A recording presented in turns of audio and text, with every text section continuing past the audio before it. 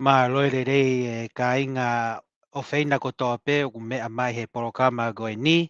Koe wike re whakatonga eni e tua ko mea Oi. o ku whakahoko e rea taritari pe he porokama ku lo tonga lere wike re whakatonga i New Zealand. Pena o ngoi pe te o ki aiha rea tari e tau kau pou pou mo e kakai ko tō pe ku mea mai he tau porokama. Welcome everybody, but like I said, this is Tongan Language Week this week, and I just felt like needed to do like a welcoming greeting for everyone to welcome. But yeah, just maybe just a quick thought. Now it just sprung to my head that it is Tongan Language Week in New Zealand. What are your thoughts on that and here? But maybe before Io. you go into that, Fefe a tua mo e si haafare i Nevada, Las Vegas. Si, malo masi ho whamanatu mai e wike rea whakatonga. Ko mea whakauri foki masi. Ko e taha ngahi tuaki wha ai mai he tau kāinga. Kai pehe ko e tau kāinga tonga, ka tau te whito ke kau haa moa o nau pehe. Si! E tau kaunga api he Pasifiki, he? Ko tau whanga toko ua mo tu whawhine ko me haa moa nau pehe. Si! Ko ngo tama ko e nā, ko ngo prestiki tonga, Ko tonga prestiki pa pehe. Papehe si. Rea noa ia. Rea noa ia he meo pege mou ilo ki ai. Mo pehe mai. Si, alu, whenga ke au ki tonga. Ka ke tok tala noa ke historia. Whenga ke au ki Haamoa. Pa ke tok tala noa ke historia. O Slava au, iyo. O Slava ia. Koe foi mea e taha ke pehe ke alo ako ke rea whakatonga. Kai toki hao tala noa ke tau historia. O nau nofo foko whanongo ke he tau accent Amerika o nau pehe. Koe ongi tama ia koe ni koe ongo prestik. Ko sai e whainga maari e koe ni he wike rea whakatonga. Ke tau whakamahi noi. Ulahe ka kai nau tohi e Facebook ka. Ako ke mo rea whakatonga ka moto ki hao tala noa ke tau historia. Ka tak whakamore. Kai ke ngata pe he rea whakatonga masi. Mahal ka atanaki kau alo eke kau tama koe nā. Koe niwe whihana mo tuwhi i tonga, koe puaka e whihana mo whawhanga i tonga, koe niwe whihana ke wau mo whei umu, tu o whiha mo ha, mahala la heke whei umu. Nai whiha. Kai malo.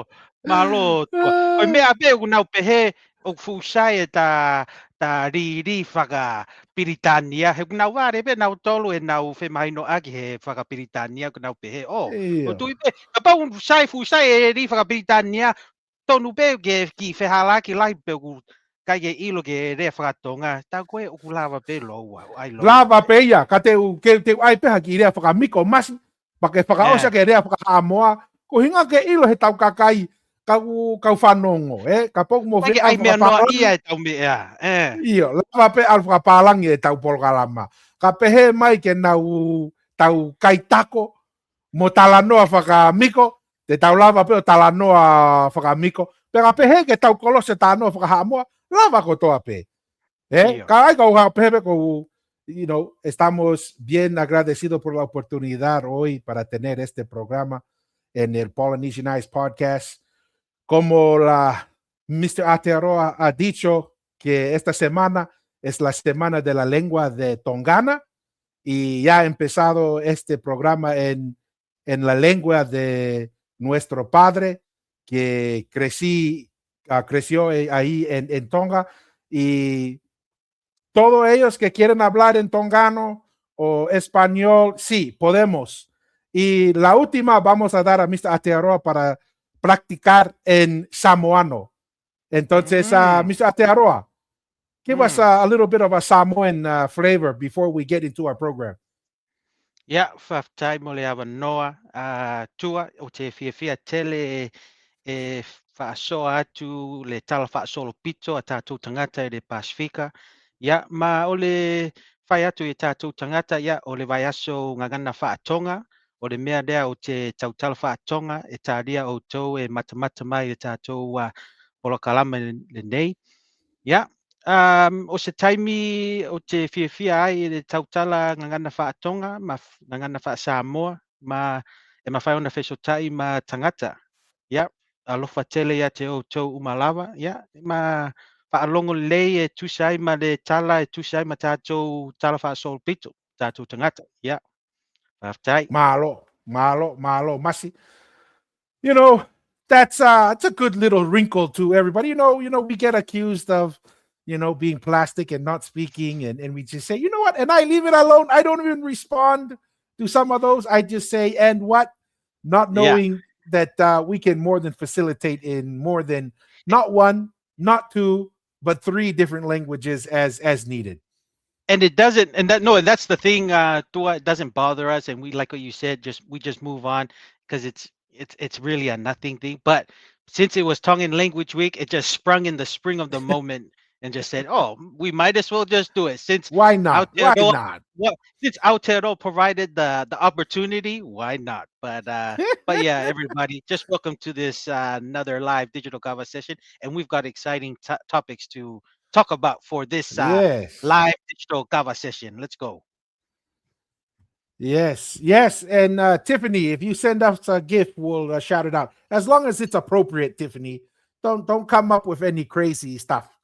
But hey, we got an interesting program. We're gonna talk about some origins of names, about birds. We're gonna talk about history. But before then, sometimes our biggest challenge. Oh Yahweh! Shout out to Tiffany Roberts, Silver Star Jewels. I don't know what that Okay. does for us. I'm sure it means something, Tiffany Roberts.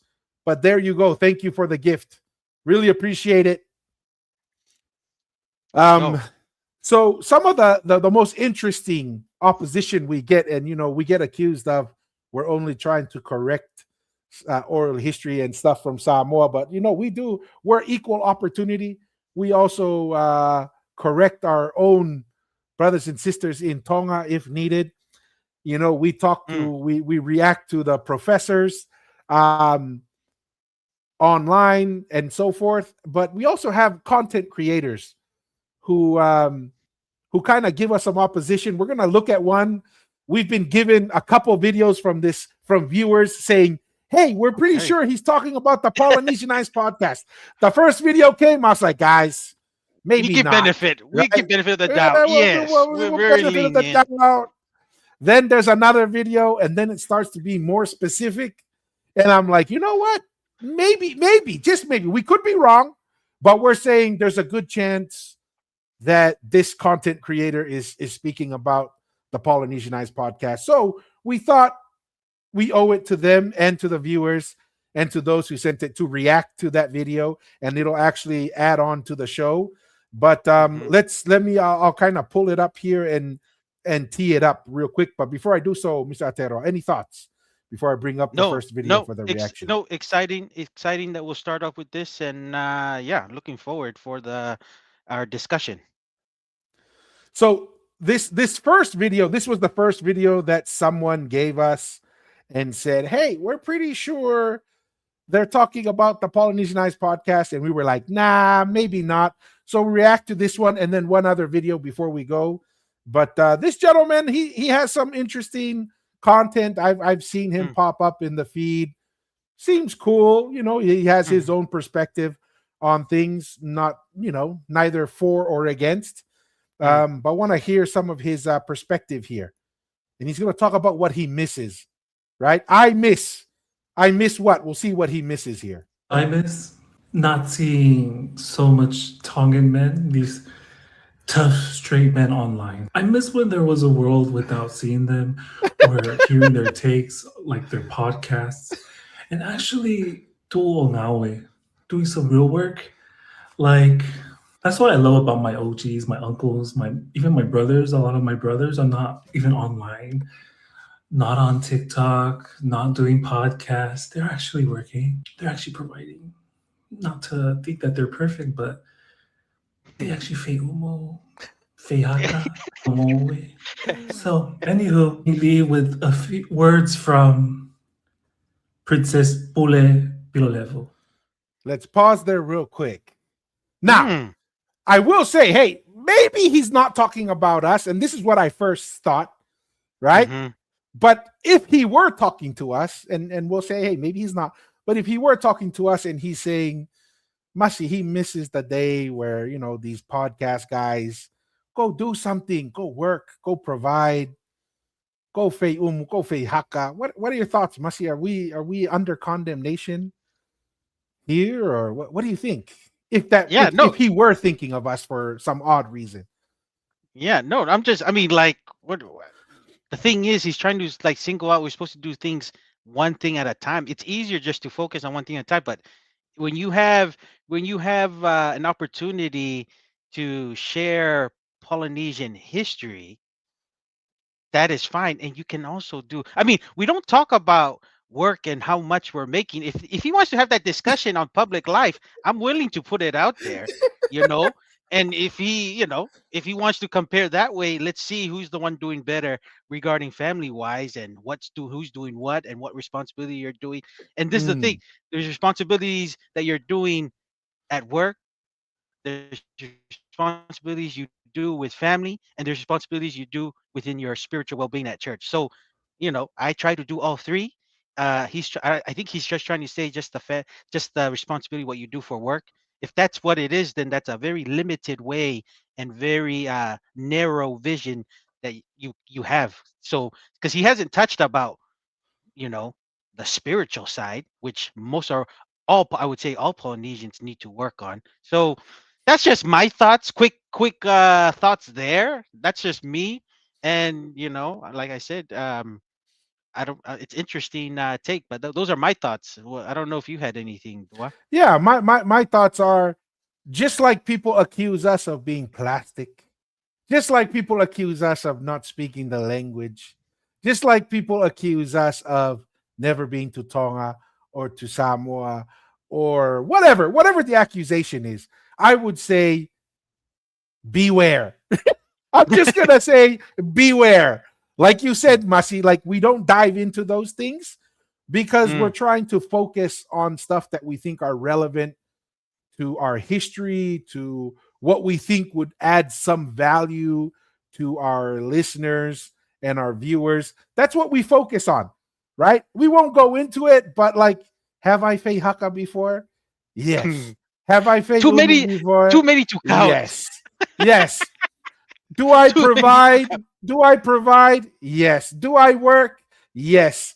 We'll keep it at that, right? Yeah. Like, do we do this because like, oh, we get paid lots of money? No, actually there are days where it's like, Mm, because there's a bigger mm, vision, there's a bigger purpose, and any good thing takes sacrifice, yeah. right? So No, and yeah, what kind of, yeah, go ahead, Masi. yeah. No. I was gonna say, Dua, that's why you encourage me to come on, because I do understand it is fun to when you have two people and Yes, absolutely. it's like a lively thing, and that's what keeps me to come. Is like, oh, you know I don't want to do too many solos. I'll jump in.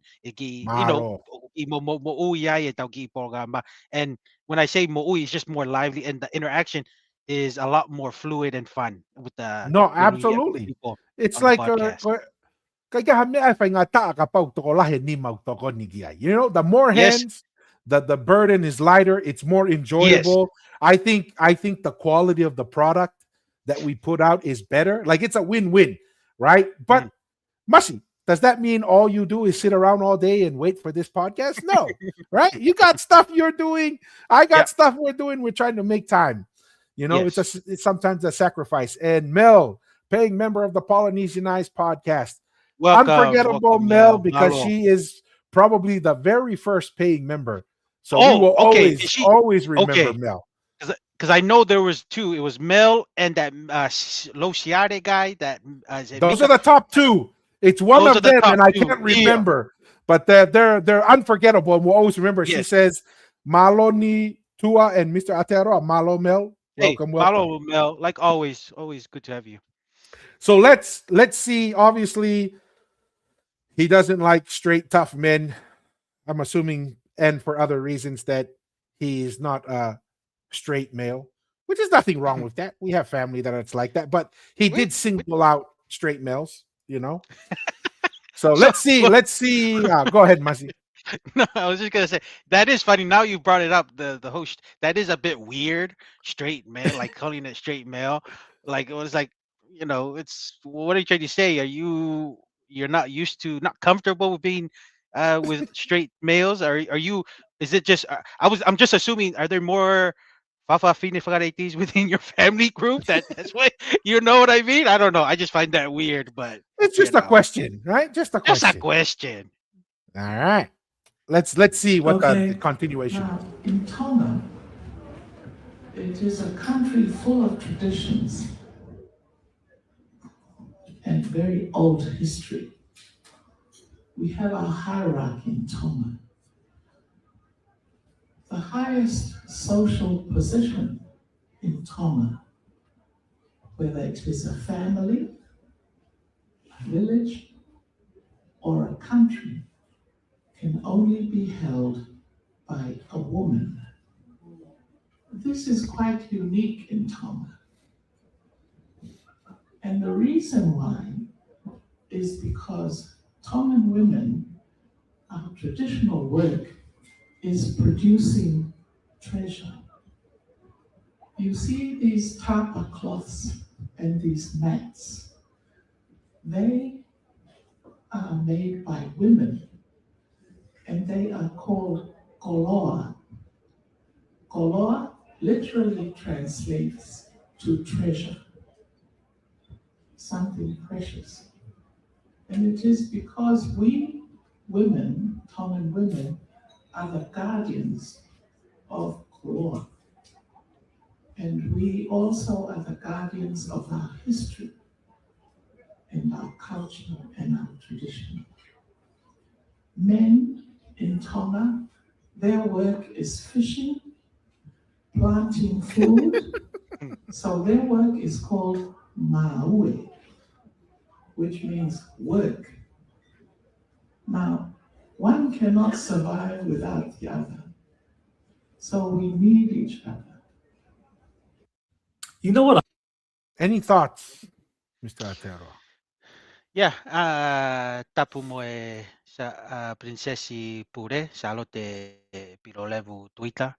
Um, it was perfectly said. It is the women, the social position is the highest within the women. But we've already touched on this, Tua, where there's the political side and then there's the social side, and that's where the women's role with especially family affairs in that social aspect, they have a big play into the family affairs regarding political and family land.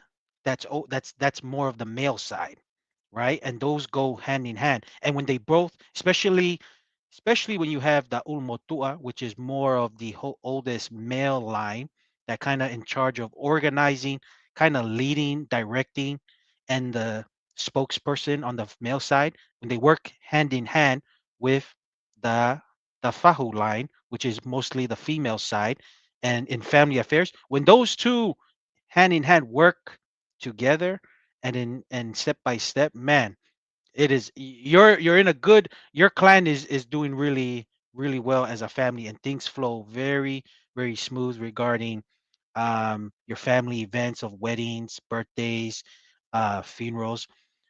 So I have no issue, and that's absolutely correct. It's the social side that the women hold in high regard in Tongan society and Tongan custom. So that's just my thoughts there. That's accurate from my perspective. I don't know if you had anything else. Yeah, I mean, Tua? 100% agreed. The couple things I've kind of mentioned, kind of what you're saying. Polynesian culture and civilization is built around clans, Mm, right? And in many times, this is where I think a lot of the Europeans kind of lose.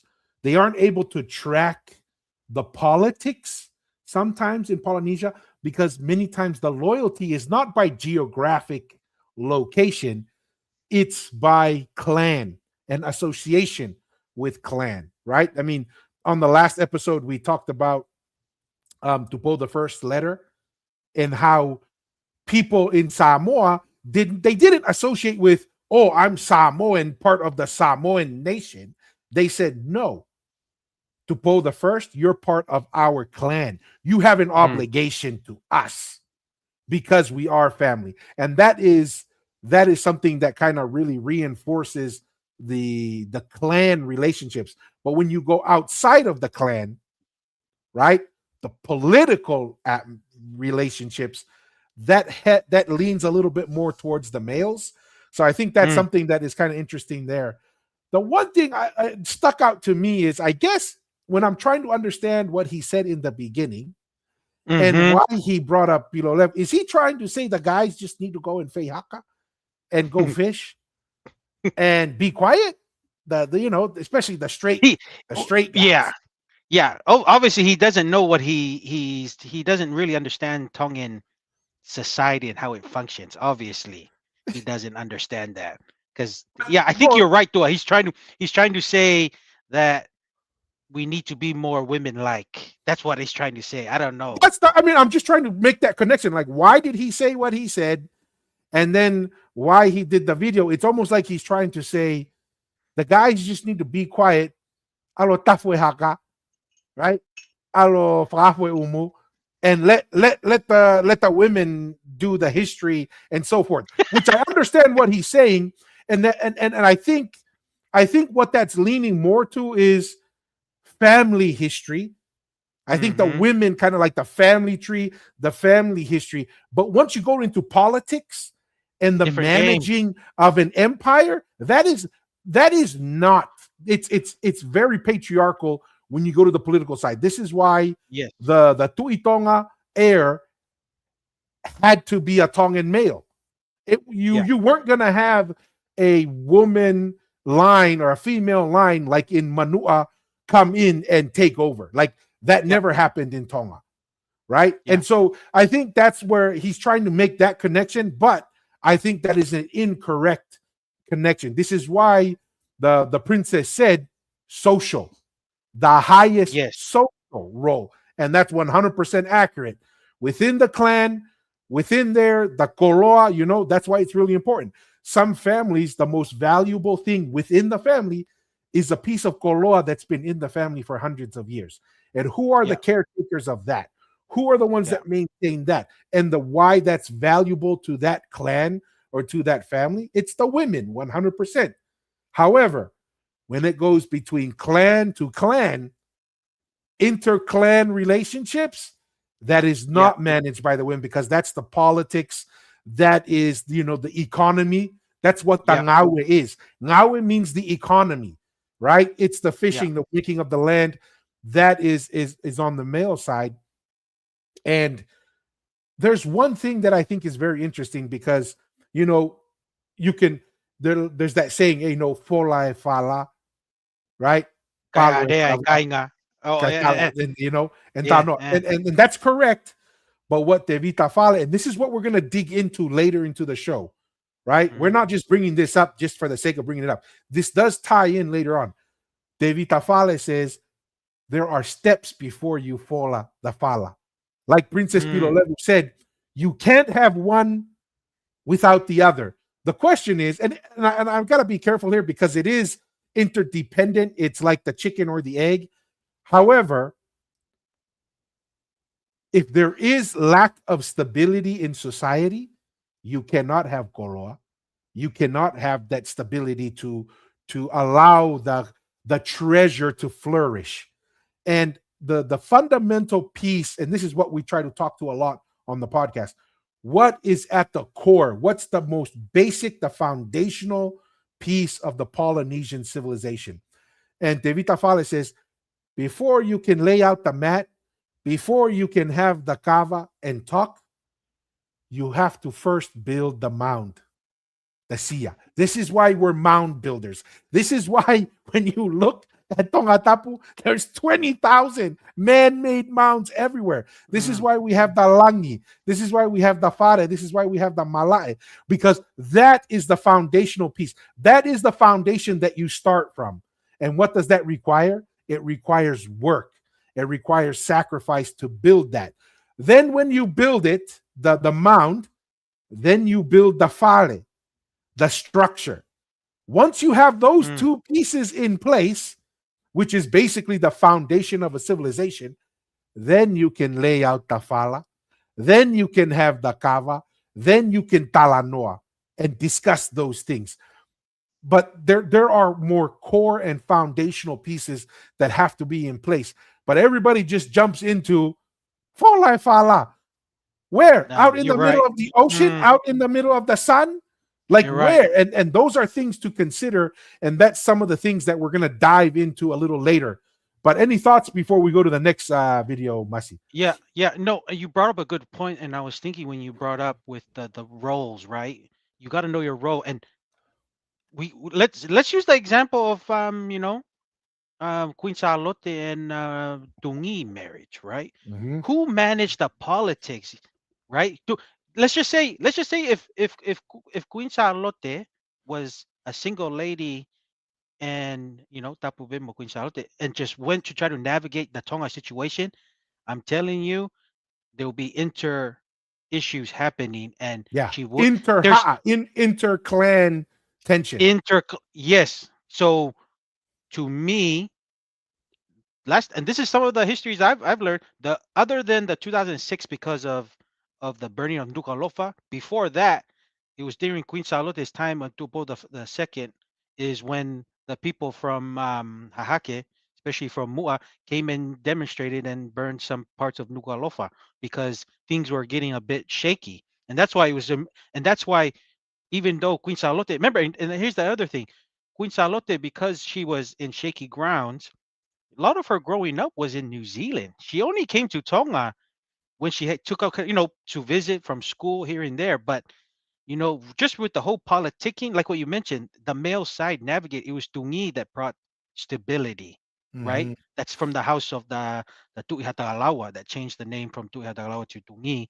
He brought stability because guess what? His ancestors knew it went broader. They knew how to manage all the clans of Tonga because it went further than that with the whole empire of the Tuitonga when he was, when the Tui Hatagalawa was created. So there's there's that. And what did Queen Salote do really well, right? And most women do well in this part. Men can do it real well too with the poetry, composing music, Taolunga doing the, whakahaka and everything and stuff. That's what she did well, and that's why people still use her songs. But those things don't They provide don't happen stability. magically, I mean, right? those are is the reason why they're entertainment. Those don't get Mm-hmm. you to provide you stability to have, Tapu Bimbo or Tupo Ono, to have the sixth line of the Tupo family in charge today. So there's a lot of things people don't understand. And that's what I'm saying. That's why we have these podcasts. We share the ideas, the talanoa, and discuss.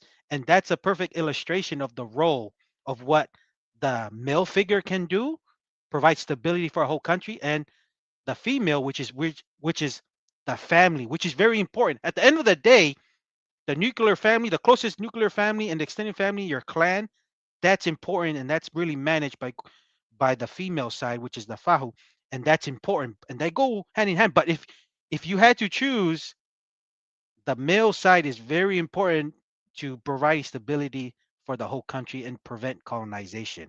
That's what I'm trying to say.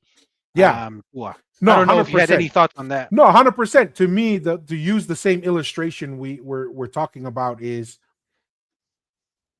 Tungi, Queen Salote's husband. He was the one who kept the foundation of the Langi and the Fare together. He Yeah, brought that stability between the different clans. Then it allowed Queen Salote to shine, right? yeah, Because the Fala getting laid out, the music, the poetry, was something that really inspired the Tongan people to beautiful things, right? Beautiful things. But you won't have that beauty if you don't have the foundation strong and mm, together. And I think that's something that's really important. Another thing that's interesting, because a lot of this is why like the details matter, and why I enjoy doing the podcast, because I have learned a ton, hmm is everybody goes, oh, it's it's the Tuihatakalaua line. And we're like, is it? We understand why you say that, but to me, in Tongan traditional perspective, the line of authority comes through the male. Yeah. The female elevates your Yeah. position within that clan, right? The political heir and the heir comes through the male, and then your mother, depending on how high of a status Yeah. your mother has, that elevates you within the clan, right? Yeah. And so, but at the end of the day, one could make a real argument. It's the Tuihatakalaua line that's leading Mhm. the country today. That's why it was Based on yeah, Tongan traditions, because that's what the Nui correct, Tonga and the Tui Hatagalawa, then the are Tui based off. Kaupolu based off father to son. Yes.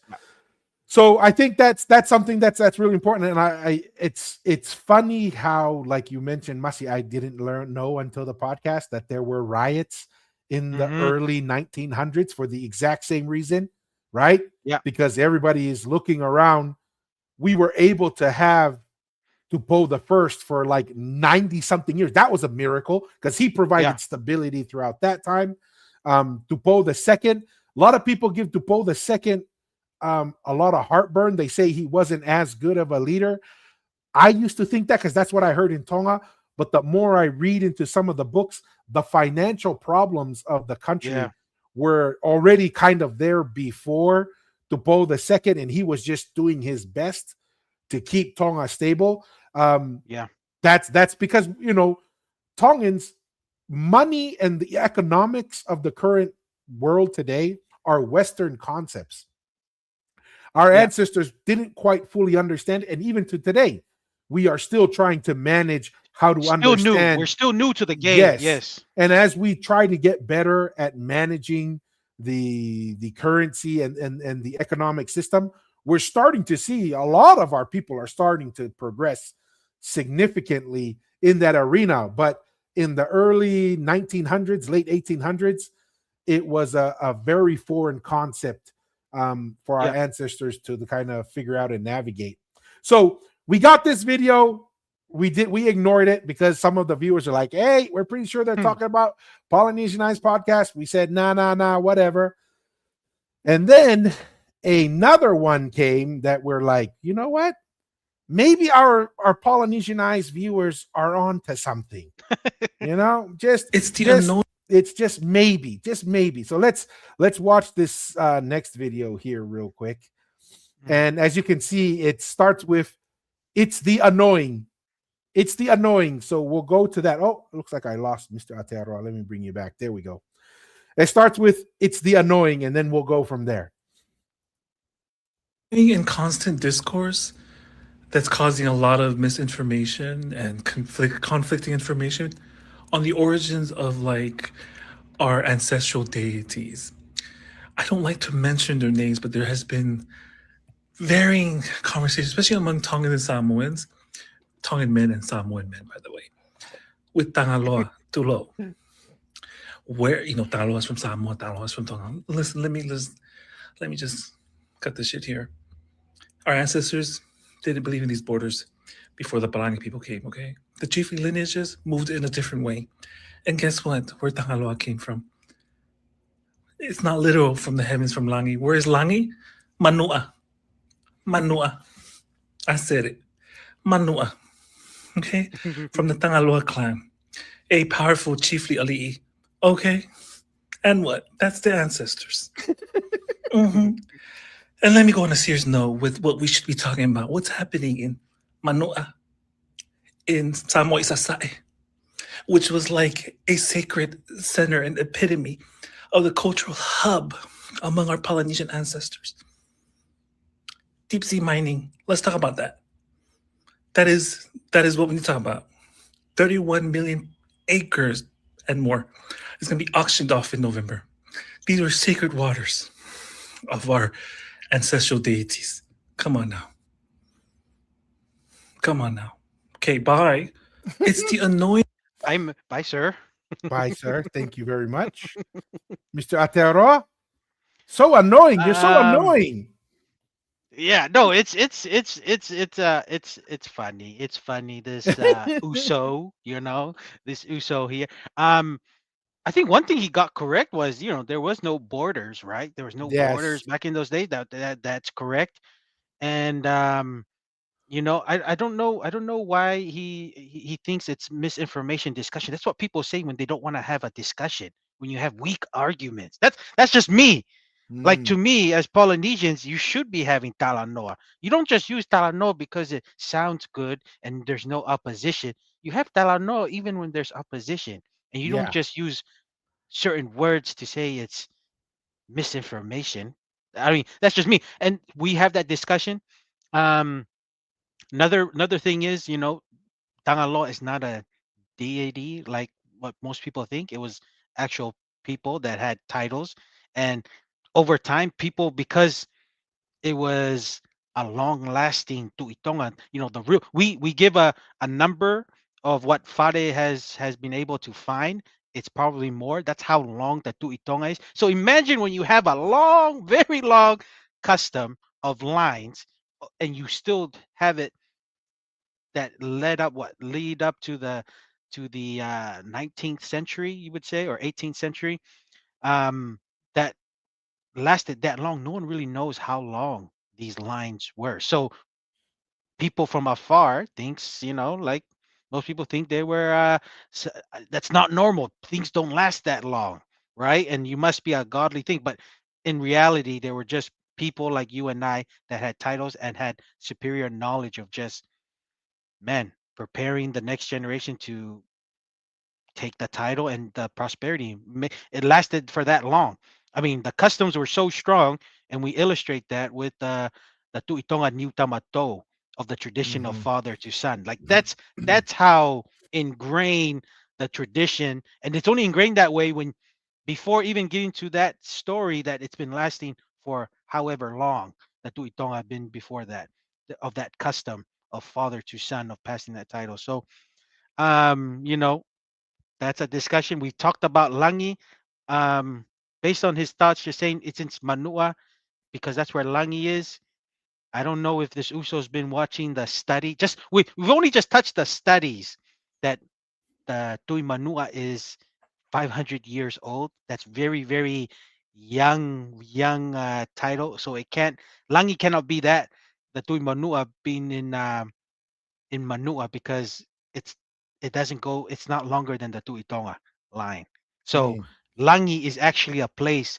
Langi is not somewhere no one does somebody live in the sky or in the peaks of the mountain. There's a reason why people don't live there, right? Langi is an actual platform that you can build and have your own civilization built around. So that's where the Langi is, and Langi is in Tongatapu. Um, so those are our that's a stronger argument there. So I think this Uso doesn't really is not from what I've heard, it's not as in depth for his reasons. Hey, and I believe, have we tried to invite this Uso Tua?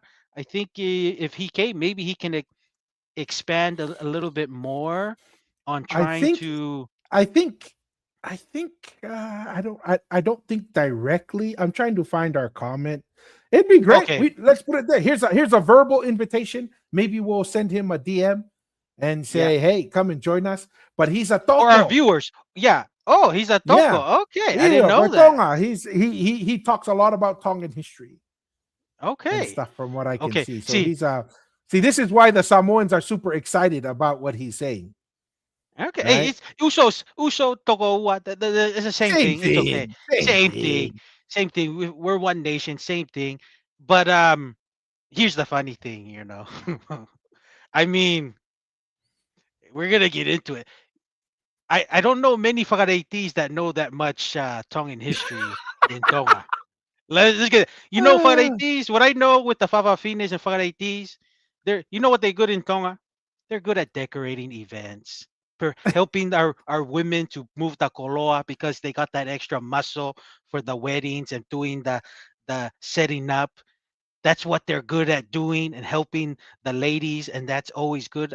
We have Whakareiti relatives. I always mingle with them, and they always gladly help. they're But fun. regarding, they're fun, yeah, and they just do their own thing. They play their role, and that's fine. But I think this is what I'm thinking, Dua. The Ds that actually know history, that they seem to be the thing, are the ones who are actually culturally in history. It's really dying, like Hawaii, Tahiti, Aotearoa. The Ds tend to have a big role because they're dying. There's no one that else. But in Tonga, I'm just putting it fact, man. Like, if you're getting the history from a Whakareiti or Tere he Whakareiti, almost becoming a Whakareiti, you can put it whatever you want to say. That's no. That's in Tonga. There's many other people who are actual male or female they can get the history from. Mm, mm. Tonga is not like Hawaii and Tahiti and New Zealand, where the Whakareitis tend to be the go-to people regarding history because there's no one else. There's no one else, and no one knows if it's correct or what, because no one really knows. You know what I mean? I'm just being straight up. But in Tonga, Ah, Karatis are good MC. They're good at entertainment, entertainment, no. cooking food, preparing a birthday and a wedding, and helping the ladies move the Tongan koloa. That's what the ladies are good at in Tonga. Regarding the Talafonua and history, come on, man. I don't know. I don't really know anybody that's in that level. But that's just Mm. me. I'm just saying the Tonga. Hey, This is hey, the yeah. uncolonized country. So I'm just saying. That's just my thoughts there, Tua. That's just an observation, right? Observation. This Here's is a what I'm couple. Here's thinking. a couple comments from one of the paying members. Talangi, paying member of the Polynesian Ice podcast. He says, "I think I seen him at Talamahu Market." Mana yan ki tui ki kahoa na tui he siya na. Oh, tui kakala. Iyo, say ko me aya ku fai ka ufariti. Iyo, malo You talangi. know, he says Talangi says he's a talking mahu. You know, the talking chief, talking mahu. So no, here's the funny thing is, let's give him benefit of the doubt and let's say he knows history, right? Okay. Yeah. I'll kind of categorize it a bit. Yeah. Because he keeps saying the males, the guys, the dudes, and then his kind of overemphasis on the female role, which is important, right? Mm-hmm. But you got to understand, like we were saying earlier. Let's say he's like extremely knowledgeable, but obviously from the female that is within a clan. That's within a clan context, not a empire interclan perspective. That comes from the male side. So even if we give him benefit of the doubt, one would have to say you're going to be very knowledgeable within your clan's perspective and history. That's what we can give you, in my perspective. If we want to be quote unquote fair and give him benefit of the doubt, right? But I agree with you. Typically, that is not the collective that we go for ancient history. I would not say that when we say, "Hey, who are we going to go ask about political history, structure and so forth?" That's the Fareitis is not the first group that I would think of. That is true. Some of the things that I thought were interesting, he uses the term sacred center, right? Number one, that's grammatically incorrect, and we're gonna watch a video of the Uso who pointed that out, right? And where he said, "Hey, dude, I grew up in Samoa, and we never said sacred center Samoa. Like that was never a thing." This is what we try to say online. It's like a lot of this stuff is like new ideas. This is not ancient history. This is not, whatever. It's something that is kind of new and developed. It didn't come from oral history per se, but he uses that term, sacred center, right? So kind of I'm already like, well, this sounds to me from even people from Samoa, that term you're using is a modern concept, modern term. Obviously, like you said, we never heard of the Tu'imanua, right? But people kept bombarding us. Tu'imanua. So what we did, okay, fine. We will go and look up the Tu'imanua. And what did we find out? 500 years old. They did the studies, guys. They did the archaeological. And this was, what is it? What's the one? The Samoa National University, or what's the one Yeah, in America? Samoa National University. Yeah. Yeah, they had two professors from there, and one of them was a Samoan lady, right? Like, so this is not like a person sent by the Polynesian Eyes podcast who went and did this Yeah. archaeological study. This was done by a legitimate academic and also legitimate credentialed people from universities in Samoa. And they said, Tu'imanua, 500 years old. We all Yeah. know Tu'itonga, well beyond that, well, thousands of years. And we don't know how far back it could possibly go. And we'll talk about that in another video that we're reacting to later. But, you know, the end of the day, his name that he goes by online is Malu'i Lolofonua. You want to hear his Marie Toko? Look at the Queernesian 676 is his dad. Toko, we'd love to have you Yeah. you know, join. Let's have a conversation. You know, Yeah. we said come, we aren't gonna be rude. We joke, but it's a good thing is you're Polynesian, you understand the jokes. You know, it's Yes. nothing personal. We're just having fun. You know, you can Yeah. make jokes at us. You know, we don't take it personal. Mm. All right. Anything else, Masi, or we'll go to the next toko here, or Uso. Nope. I mean, like you said, I think, well, if we indirectly had him on, that's fine enough. But I'm sure our viewers will let this gentleman know that he's Oh yeah. invited, because our viewers are awesome. That way, that's why I always give them props to our viewers. They always say, hey, you're inviting people to come if they feel like they have something that we can add to the ingredients of our Polynesian or rediscovering our Polynesian history, or learning further more of our history. So yeah, that's just kind of my thoughts there. All right. Let's bring up the Uso here. So we've already played this video. This is the one where he talks about Samoa Yes. as sacred center doesn't exist. This was his follow up, and we called it. We said this guy, I don't think he understands. He's gonna get a tsunami, right? You A called it. Yep. tsunami. You called it, Tua. You Yeah, called it. I remember that yeah. episode. So let's see what he says. Hey guys, since I got a lot of hate from my video saying that Samoa doesn't mean Caro sacred Fai center, Uso. and quite a few Caro people in the Fai. comments very offended, saying that I don't even speak Samoan. I'm from America. I don't. Remember, Masi? That's the same. It looks like they're not even creative with their accusations. At least come up with new ones. The same accusations they gave us of you don't even speak Tongan. You never been to Tonga. You never been to Samoa. It looks like it's just copy and paste. No creativity, right? No creativity in the accusations. Yeah. No, You know, it's like what you said, Tua. It's almost like a mirror of what happened to us is what happened to this guy. The same accusation, like you mentioned. It's like a mirror that's just like deja vu, man. So funny. that's how we knew. We knew this was going to happen. We knew it. know anything about Samoa. But I also had a lot of people in my DMs asking if Samoa doesn't mean sacred center. What does it mean? Where did the name Samoa come from? Right, so here we are. I'm going to tell you two stories, two versions that I was told in school, right, as a kid growing up in Samoa. This very first version is what I know the majority of Polo and Sapai believe to be the origin of the name Samoa. Now, all started with a guy named Lu, right? In Samoa, we know this guy as Lu Fasietu, right? And you'll find out Lu, the God Killer, right? That was the extent of his name, Lu Fasietu, or Lu, the God Killer, and you'll find out why, right? Now, Lu used to live in the village called Whangalua.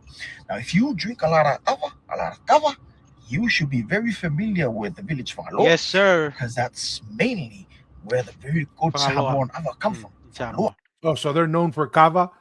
They're in known that in area? every Samoan that's lived in Samoa and come from Samoa, they know that regarding Samoan ava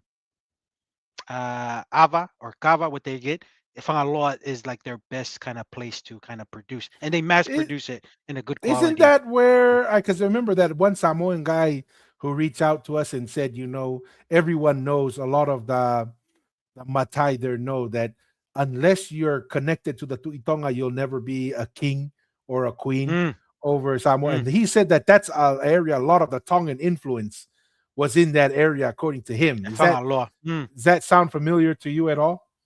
Yeah, no, yeah. I mean, I don't know the too much of those details with the thing, but I mean, like we've always discussed, Samoan history tends to seem there's a lot of correlation.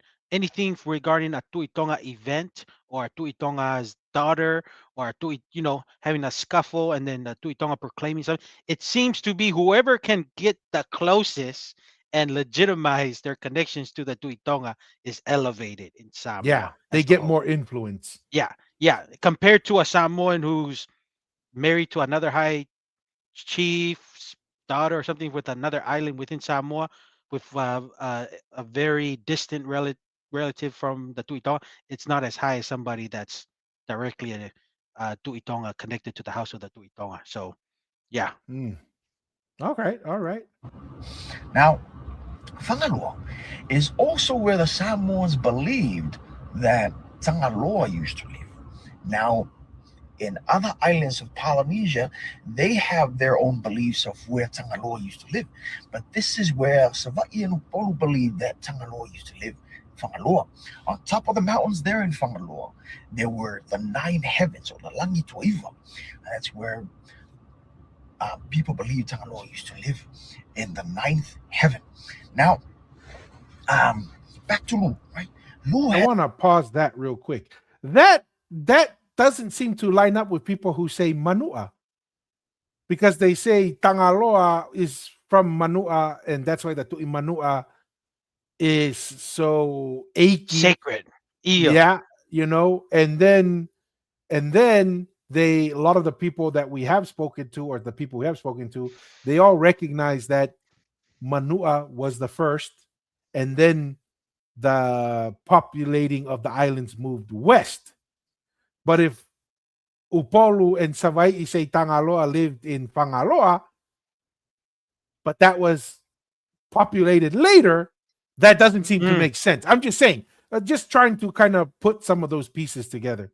Yeah. No, and just to add on to we've kind of shared that thought, like, the archaeology study that was done in Manua, it didn't seem right. We probably I don't know about you, but my personal opinion, maybe Tuitonga, I mean, the Tui Manua is a bit further than 500, but just from based on those studies, that it's 500, so we just kind of go from there. Because if that is accurate, then definitely Upolu and Sabai with some of their archaeological work is Would much be with older. some of their much older. So I think that's something with people, the current people who are fascinated with Samoan history and in details, just regarding that, to break that down, probably need to further provide more concrete explanation of exactly those high titles like Tuimanua, the Tuya Ana, Tuya Tua, just try to further solidify exactly what's the origin of their history, because it's not matching with some of the scientific Data. details that are Yeah. data that's coming out of there. So yeah, that's just my thoughts Yeah. there. No, 100%. some chickens. Everybody in the village knew that Lou is very, very fond of his chickens, right? You don't touch Lou's chickens, you don't kill Lou's chickens, you don't look at Lou's chickens. But one day, the Tangaloa family came down from the heavens to go fishing. Now, in some versions, they just came down to swim, but in the versions that I was told, they came down to go fishing. Now, when they came back from their fishing, Lou wasn't home, right? But they came back and they put their fish down while they sort their equipment, put their canoe away. Lou's chickens came and started picking at the fish that was on the ground. And this really angered Tangaloa's family. So what did? They killed Lou's chickens. When Lou came back, all he saw was dead chickens all over the place. And the village knew Lou was upset. So they came to Lou and said, hey, it wasn't us. it was Tangaloa's family. Tangaloa's family killed the chickens, and Lou lost it. Lou freaking lost it. This man went on a rampage. He killed every Tangaloa related kin that he could find on the way up to the ninth heaven, because he wanted to take this matter all the way to Tangaloa. All he heard was Tangaloa, and that was it. Like, okay, I'm going to go to Tangaloa because like, he killed my chicken. Now, he killed everybody from the first heavens all the way up to the seventh heaven. Tangaloa saw this, and Tangaloa got scared. Like, this man wasn't going to stop for nobody. He was going to kill every god until he killed Tangaloa. So Tangaloa, in some versions, Tangaloa stripped his daughter. Her name was Lamwa. He stripped her of her clothes and threw her down to the eighth heaven. That's some versions. In some versions, Tangaloa asked his daughter to go plead with Lu. Go plead with Lu to save us, to spare us. So that's what she did. She went down there, but instead of talking to Lu, she went down to the eighth heaven, took off all her clothes, and she just laid across the road. Before Lu got to the eighth heaven, the first thing he saw was Lamwa laying across the road naked. And that's where the Samoan proverb comes from. You'll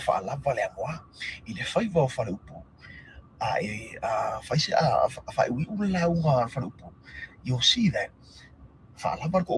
then they will say when a chief is done with his speech, they will put their staff or their toto across like this, and they will say, my speech has come to an end, because that was where Lu's rampage came to an end, right? And that's also where a lot of people believe that the word tausala came from. Tausala is a more respectful way of saying girl, right? Or tini in Samoa, because this is the price of Tangaloa's Tangaloa's family's wrongdoing, right? She was the sacrifice for their wrongdoing, right? That is the meaning of the word tau sala. Tau, price, right? Or the cost, I guess. And sala is wrong or wrongdoing. Now when Lu saw this, his heart was softened, and he was like, you know what? Cool, I'm done. So he went back down. When he left, Tangaloa declared to all the nine heavens, hey, anybody that goes down there, Lu's chickens are off limits, right? So any god that came down to the land for any reason whatsoever, they all knew, Esa Moa Alu, Lu's chickens are off limits. Samoa, right? Samoa alone. And all of the land, Lu's chickens just ran wild, because all the gods knew Samoa, and all the land knew Samoa. Samoa. That's where a lot of people believe Samoa came from. Now, the second version comes from Manua, right? Manua believe that the word Samoa came from the son of the tree Manua named Moa. People believe that Moa is where all of Samoa came from. The son of the tree Manua, is where everybody in Samoa came from. Right? That's why it's called Samoa, the people of Tuimanua Moa, the clan of Tuimanua Moa. That's why it's called Samoa. Now, keep in mind, Samoa is full of stories. Samoa. Samoa is an island of endless stories, right? But those were the two main versions that people in Samoa know. Two main versions that I was told as a kid. But I get a lot of people in the comments saying that I don't know anything. I'm American, right? Guys, I just moved here. I didn't leave Samoa until I was 25. I just moved to America. I don't know why you guys are hating. I'm Samoan. Oh my goodness. But guys, those question your Samoanness. I never heard of my teachers, my elders, nobody say that Samoa literally translates to sacred center. That's not to say that they didn't teach Samoa was the center of the Pacific or Samoa was the heart of Polynesia, because as a kid growing up in Samoa, you will hear that repeatedly. Samoa is the center of the Pacific. Samoa is the cradle of Polynesia. Samoa is the heart of Polynesia, right? But I had never heard anybody say that the name Samoa, literally translates to sacred center. I think that's a more modern take, right? If you want to stick to it, if you want to believe it, hey, you do you, bro. No hate, nothing from me. Right? I'm just saying, yeah, you might want to do a little more research. But hey, if you want to stick with it, cool, bro. No hate. We're all one. You know what I mean? But yeah, you guys have a good day. All right, Malo Uso. Malo. Yeah. I'm No tired quick of these thoughts. straight males putting up stuff on social media, but No quick thoughts. No, I enjoyed hearing those stories. I think that first version in Upolu is the one I've heard the most in when during my time in Samoa with the nine heavens and the Lu not being happy and all of that. Provide certain details which was pretty interesting with the Tausala. That is a correct way of saying of a girl is a tausala. And him breaking up of where that word comes the from that compound story word too. of that. Yeah, Yeah, so I didn't, learn a little bit. See, that makes more sense than try to say Samoa is sacred center, like he's saying. Like he's trying to say it's more of a modern take. He's trying to say in a nice way. It's a modern take. Trying to say is you can just lie and stick with it. what he's Because that's trying the to say modern take. is Samoa as the sacred center is the equivalent of Langi, Mama, and Pulotu. Is metaphorically Yeah. Yeah. So, you know, um, that's the version I've heard too, and I enjoyed his breakdown. I'm not too familiar with the other story of Samuel with the Manua. So him breaking it down with the son of the Tui Manua being called Moa, and Moa probably populating the rest of other islands in the Samoa archipelago. So, um, yeah, very interesting to me. That's we can that's much more accurate because we were just trying to say with some of the people trying to say it's Samoa literally means sacred center. Is like that doesn't doesn't make make sense. sense. It's That it's a doesn't make clan. sense. It makes sense with the story he's sharing. It's a clan of family that's created of it's Samoa with the chickens, like you said, and we all know with the chickens being very important with the astronomical knowledge in navigating the ocean. So those stories are a lot more, you can understand why they've created, but you can't understand is like Samoa saying means translates to sacred center. So that's incorrect. So hey, I enjoyed his video there, but those are my thoughts there, Tua. Yeah, I think that the couple things that I want to highlight, kind of use as a segue to the next video, is what's consistent. And this is what we try to do when we listen to oral history, right? We try to see what's the common thread, right? And Jake Fitzemanu says he kind of takes the same approach because, like this Toko said, um, there's lots of stories, right? There's many, many stories. You try to find what's the consistent part that each story, and you said maybe that has more truth to it than anything else. And the consistent thing between the stories is chicken, right? Or some Yes. kind of bird type of kind of character within the two stories. So obviously that's something that's important. In some of the oral history heard in Tonga is that's why we call Samoa Ha'amoa, is because there was a navigating family that was sent and they used the rooster as one of their tools for navigating. How exactly, or the bird or the rooster, it was a tool that one of the tools that we're using. That's why they're called Ha'amoa. And obviously it's the chicken in the two stories that this gentleman says in Samoa. The bird or the chicken plays an important role. What that look, it seems to be tied to the Tu'imanua. It seems to be tied to this gentleman Lu. I think someone was telling us that, can't remember where I heard it, that Lu is like the son of the first Ha'amoa, the first Moa clan people that went to Samoa, and there was a son named Lu. So there's some overlap with some of the Tongan oral history there, which to me makes it more believable. It's like, well, it seems like these two versions have a lot more in common with the Tongan one than this sacred center, which seems like a new one that even people who grew up in Samoa have no idea about. So that to me is what's interesting, is the bird, the chicken.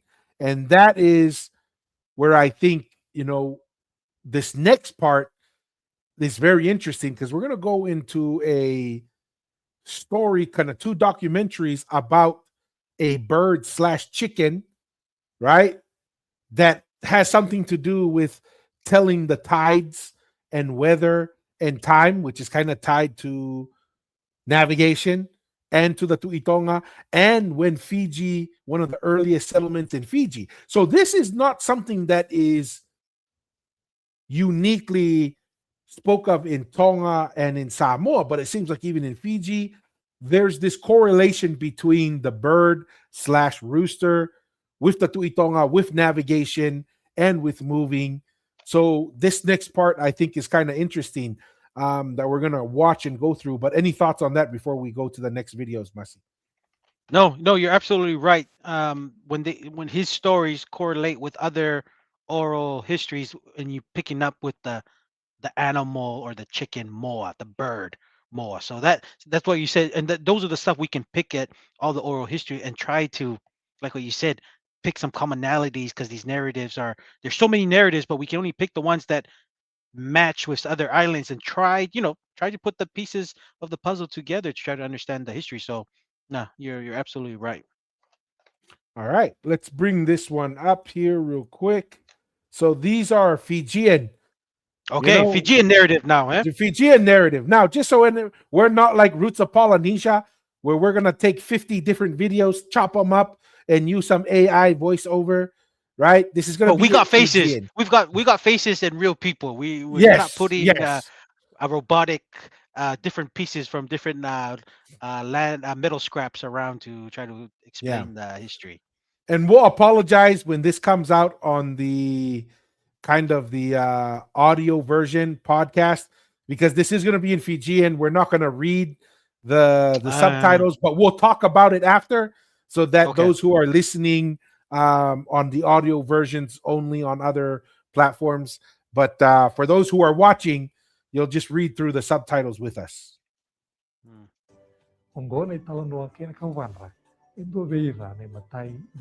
So the important part here, I just want to say, they're going to go to Nakauvadra, one of the first settlements. That's an important piece. So we're talking about in all of Fiji. There's the setting here is when the first Fijians first got to Fiji. Around that time frame is when this story is going to happen, because this is supposedly one of the reasons why they spread out to other areas, is because of the conflict or the tension that comes out of this story.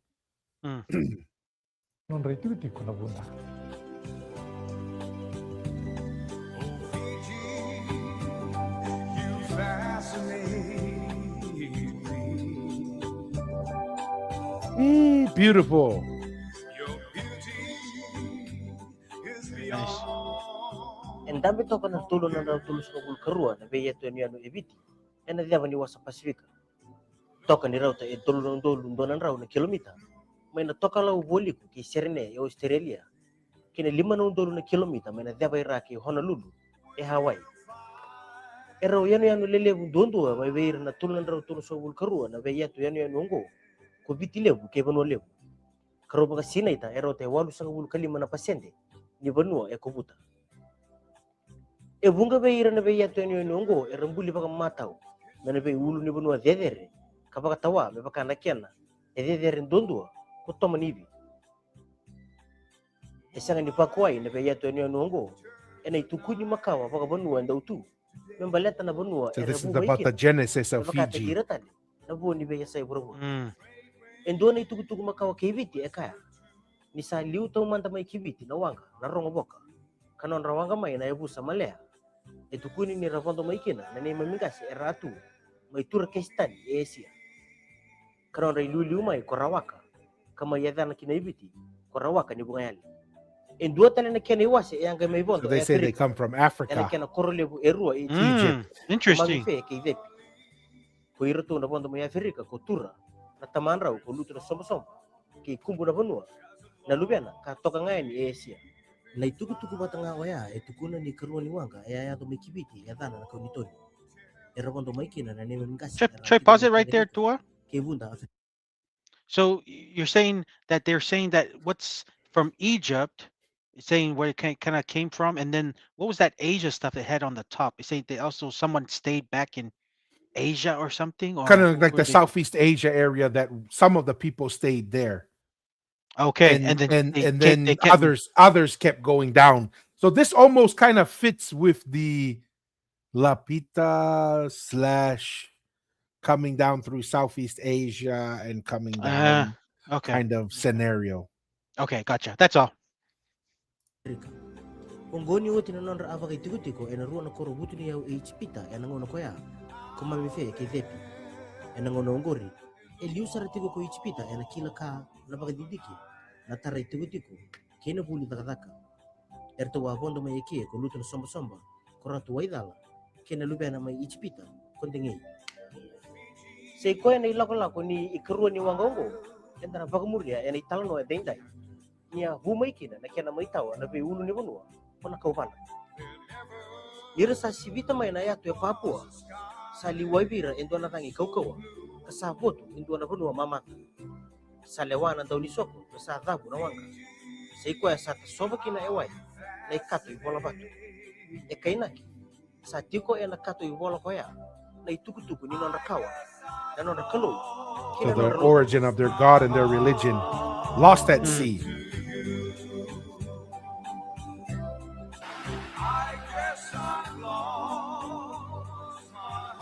Yin sa tabutan ni kibono na kodutoni sa mua na udoy bunda bagalaylay era saya to kibono karsa tawasi meya na baka sangang karabono kondingi yang gay laki kunay na kaubanda na koro yanda na lagi sikop. So this is them going up to that place. So we're talking like the first settlers of Fiji, according to their oral and this is history just legend. oral history only, huh? Yeah.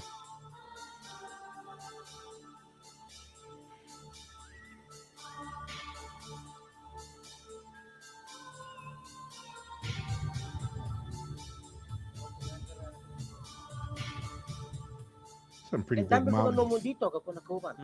Dikito tegu kambada keni ena pe mama ni lima na kaloko ena mataka lelai. E umbia baka mata uto kana o. E baka takile kile ni bitala no buli. E maro roi koto ena kuno tambongo. Kona kauban ra era sando baka tatarutu beira na do bole tukutuku eso. Endo na buna. Nyongo endo beira na imata ni no koro na bunda. See, the Fijian Genesis in that area. There's been no studies or anything, scientific studies. Not that I know of. Okay. That'll be interesting if they did something.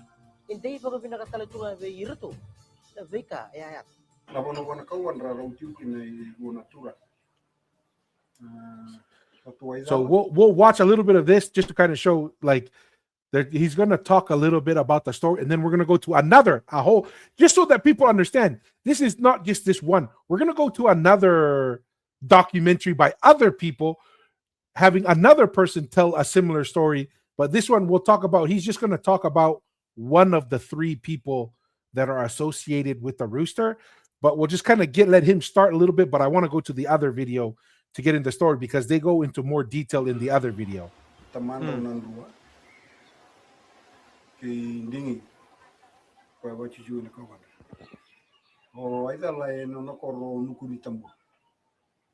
Waidala wana lugana dirangau moli kira kau sambaria likatul lugana o kalin moli likawani lugana o pau tubuti na bulai na bunua bana kawan tamandai nondra gitu waturanga na gasiliu na viti mani i romano na me lakana volta ki bunu ito. Lai gitu sara lai unding tagi bitin do na wan lai volta kana nonda bunu ito. Namun wana lugan na tuini buli. O rati lang na. Baru menangon na sa Manila ko ito nga. May tingay ito sa Maniganga mo ito. See? He won a rooster. Obviously, it's important. Yes. So here Yeah. they say it's a rooster. The other one, I think they said it's kind of like a rooster, but we didn't know what it was. But Yeah. it's, first off, he says Tonga, Go to Tonga. right? So Mm. that's very interesting. I'm trying to see. I think he does mention Tuitonga. We'll listen a little bit more, then we'll go to the other one. But just think of that. From the very early arrival of Fijians, they're saying people were already in Tonga at that point. Yeah, yeah. You know what's so funny to us? See, I was thinking like I'm thinking like the root, right, of Polynesia. Obviously, Ha'amoa was there.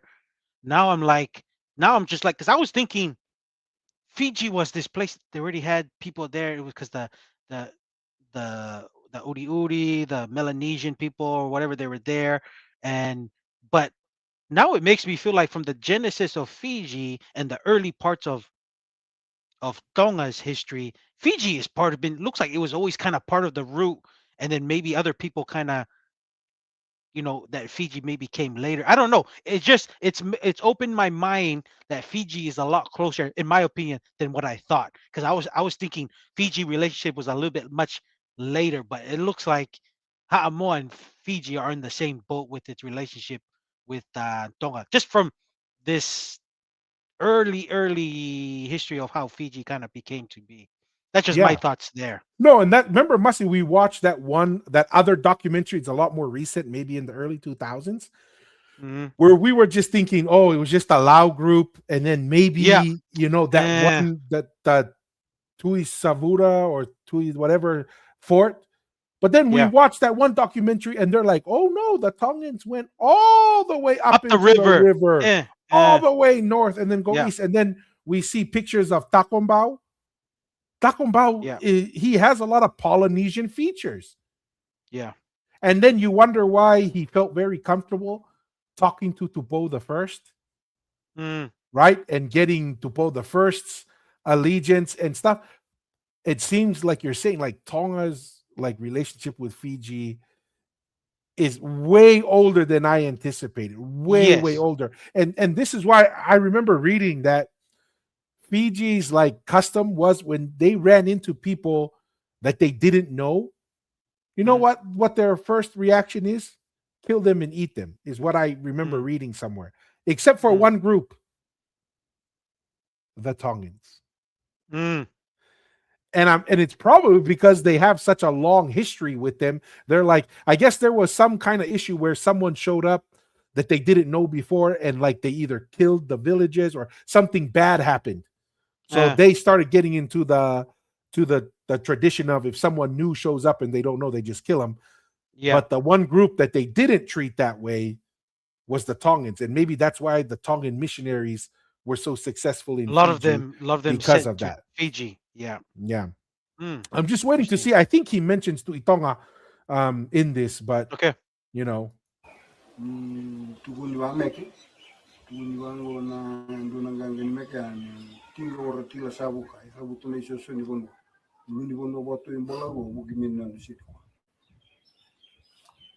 May nabitingali sumayo rotila lo inumuli rotila mo na luwe na tuinumuli na bono ay loko maiki na wati soba na tambua na bono ay loko maiki na wati waidal ay di soba na tambua sa manikio yado na kera. So he doesn't mention the Tuitonga, he just mentions Tonga. We're now going to go to this other one, but the important thing is the rooster.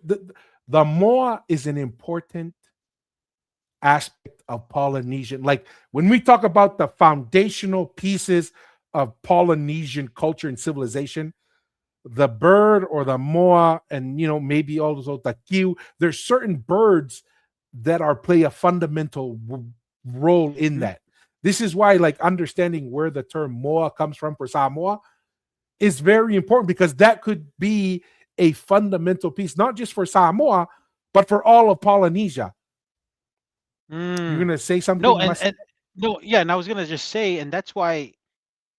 That's probably, like, regarding animals, the moa was probably the most important thing. The manu. When they say manu, I'm just thinking the ancient days. When they say manu, they probably had a reference to the, to the varieties of different kind of moa or birds. Yeah. I don't know. That's what I'm just thinking. Yeah. I don't know. Not 100%. So here's the other one. It's a different documentary. They're going to interview a different person, but this guy goes into more detail. Similar things, birds, Tonga, but he goes into more detail. So weekend sa kilature tu Congo. Itu talaga so katambo mo sarwa. Au sana to bolea me wase mandani. Levi karakilatu na ito kini wonwa. Karawase bi on lutulim sauti ni karosu kan September. Ronon dulcin kolo. This is 2018. Iroda sa rebe kumadali meli na tua. Kau kadibitu ela mula. Ko do biro na turanga. Ronon usunda tigaro bonwa ni tukulebu sa baro sarama. Sabnaka. Eu na evangu meli na tua. Do kile talatunga na ela mula. Ina koro ka do leva. Mira. O suvina baki tinkadi wali musong karua katin kanton April ko sa baki on saung tono ti kono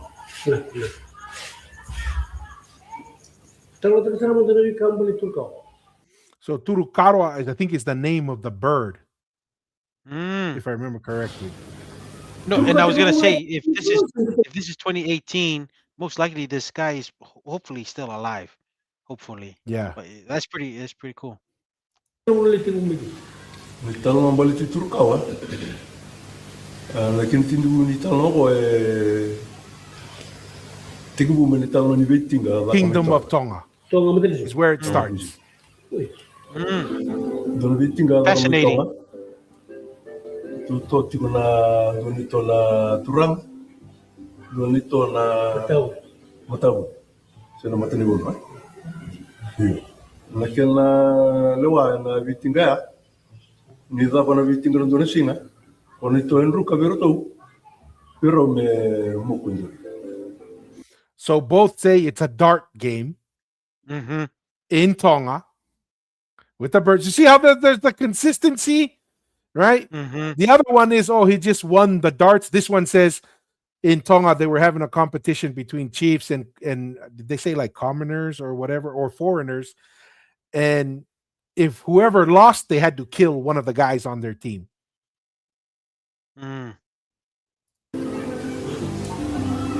Yo, akan matin sing ni Vitinga. Dava na matin singa tu umrukan itu turang.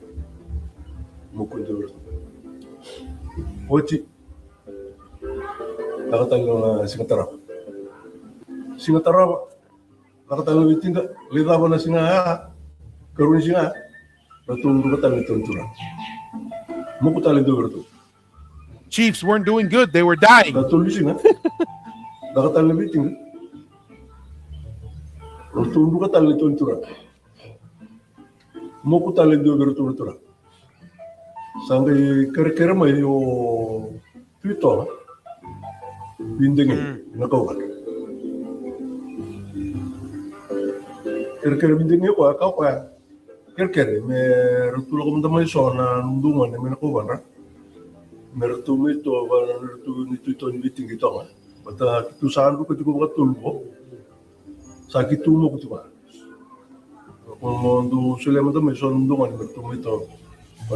So the other story is only one person. This story says 3 people go to Tonga. Ang rutu ding teki na lutu lawan. Do lawan na may mali. Manasan. doon naman may wala kena, ya may narabi-rabi. Doon naman may nunggu, ya may nanraw. Araw duting hindi tag na letulungan ako, sa artong lako ito. So this is the northeast and east side of the main island. Tulungan ko sa nito dingin marto sa ako. Tulad nga na ngunong ko sa artong garabi sara, akan lebih garabi ako ng ito. Matakan di singatara man sa garabi. Bakal lebih tinggi ko arto sa dulu sara arto ngon. Dulu. Singa ni matan singa marto sa gitu kinoro tulungan ako. Laban ni matan singa arto ganga ni itu ramai itu. Arto mo ko matan mo. Oti singa tala taraba. Nakatala lebih tinggi arto ganga tala tuntura. Mo ko tala do berto matan mo. Wah juga ya, melo lagu ning gitu ya. Melo lagu ni sa li laban na lebih tinggi lagu itu. Sama raw baka binakabuli ko tutong Tuitonga. sa kako sa kakan do kerutu kakan rutu na kakan do kerutu mangiti na kan mo ni na rutu no Quick question, Tua. sa kakan mangiti ko binaka rutu. So who was the opposition that was vying with the Tuitonga in Tonga? Did he give it? I don't know if I missed it. So or... he didn't, but you got to remember, it's not a. According to this, maybe it is a war, but it's represented in a game. But they just called them the spokesman. Interesting. Maybe the early part of Tuitonga there was still opposition. It wasn't guaranteed after the transition from Tangaloa. I don't know. That's all. I just thought if you caught it or I missed it, who's the opposition to the Tuitonga that was like kind of happening. And I find it interesting that I don't know if this has any relation to it, but in the story of Aho Etu, there's competitions of spear throwing and Aho Etu getting killed and opposition. I don't know if that has a story. I don't know if that has any relation to it, but that's just me guessing. That's the similarities.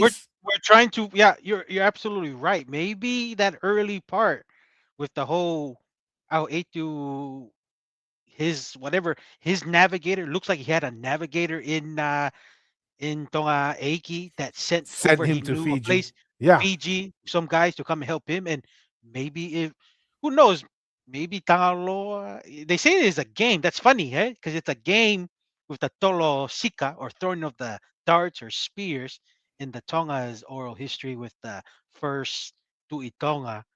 Maybe all the brothers had certain allegiances in the early parts of the transitioning to figure out who was gonna come on top, and the losers would kill, or I don't know. It's interesting. I'm just thinking this just kind of very raw. Yeah, because we never hear this before, right?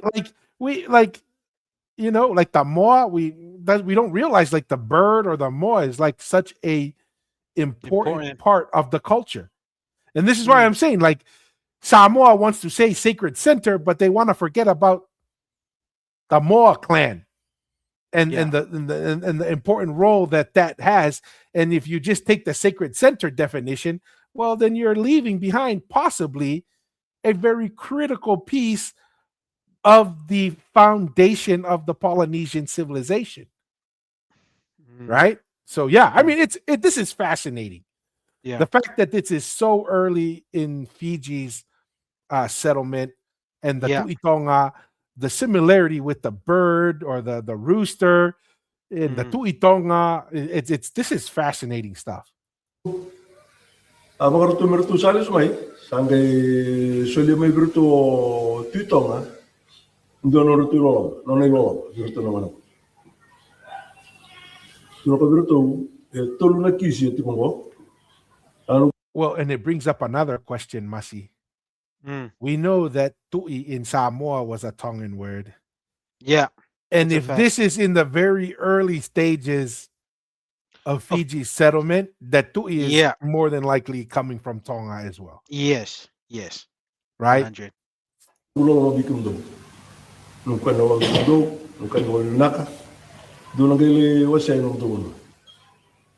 So the three guys get the gifts, but they don't open it until they get to back home. Terus alis mai may nakuban sa may dami o na ratu-ratu nakuban sa may takan kertu kakana kan yo dinaka ratu sarau tang agam itong sa may wasi no ratu kis na ndrenga titu ni kisi ara tu ni kilaro tu na ta vai tu ko bra mi kisi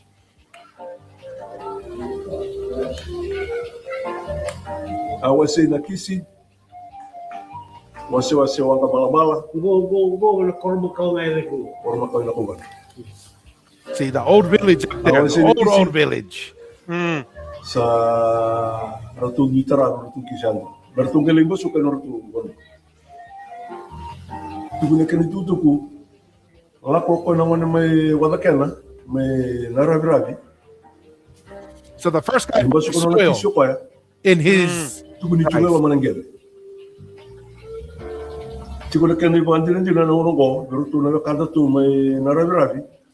Isn't that fascinating? Say that again, Tua, that you mentioned earlier.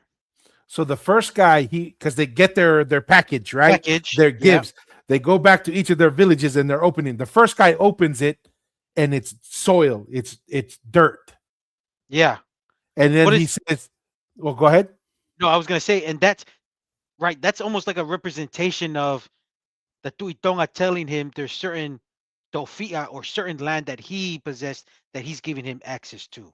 Yes. Maybe fertile land. That's what fertile land. We're trying to make this like practical to understand, because of course this is in story form and everything, right? Yeah.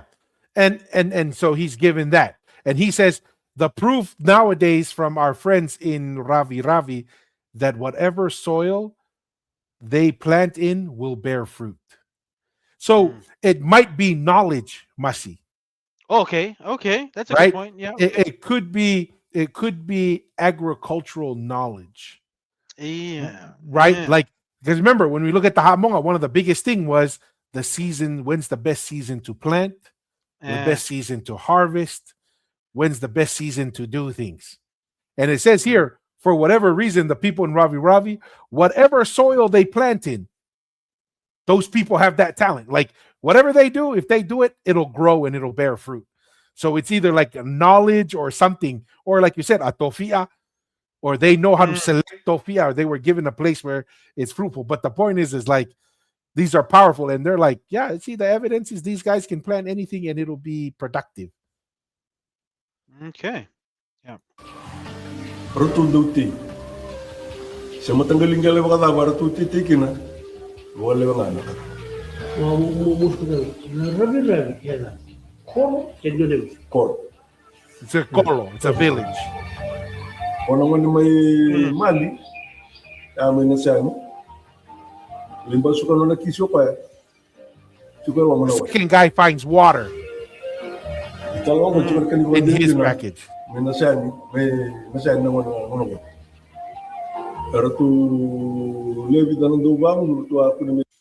What do you think about that, Machi? So the current Fiji water that's getting the water to the world today, that was a gift from the Tuitonga to Fiji. So Fiji's been blessed. I'm just thinking, the Fiji water's been blessed from the Tuitonga, and then Fiji, with its name Fiji coming from the Fiji and Fiji hearing from the Tonga, giving the Fiji name. So look, Tonga has blessed our relatives from Fiji with those two gifts. Hey, that's what we do. We do as family. Malo Tuitonga, bless you. Malo, yeah. Fish.